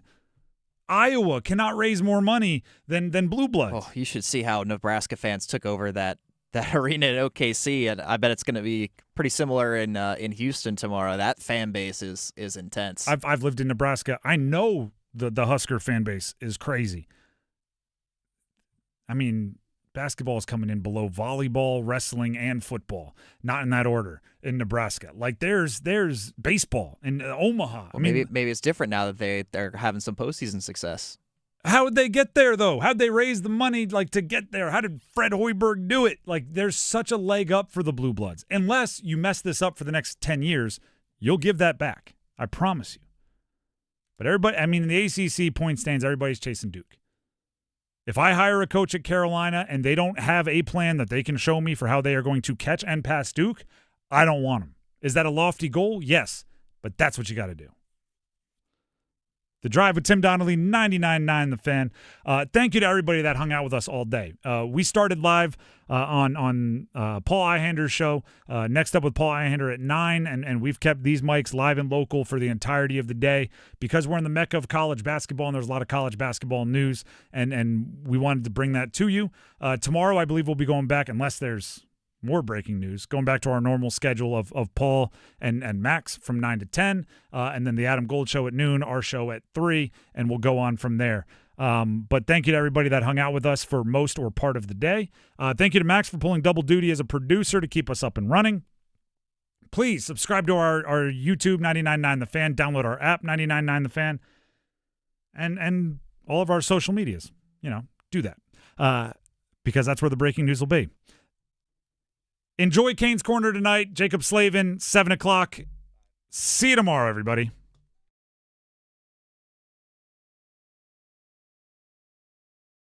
Hey, it's Adam Gold, and as the Carolina Hurricanes shoot for their 8th consecutive playoff appearance, that's right, 8 in a row, that's not the goal, I should remind you.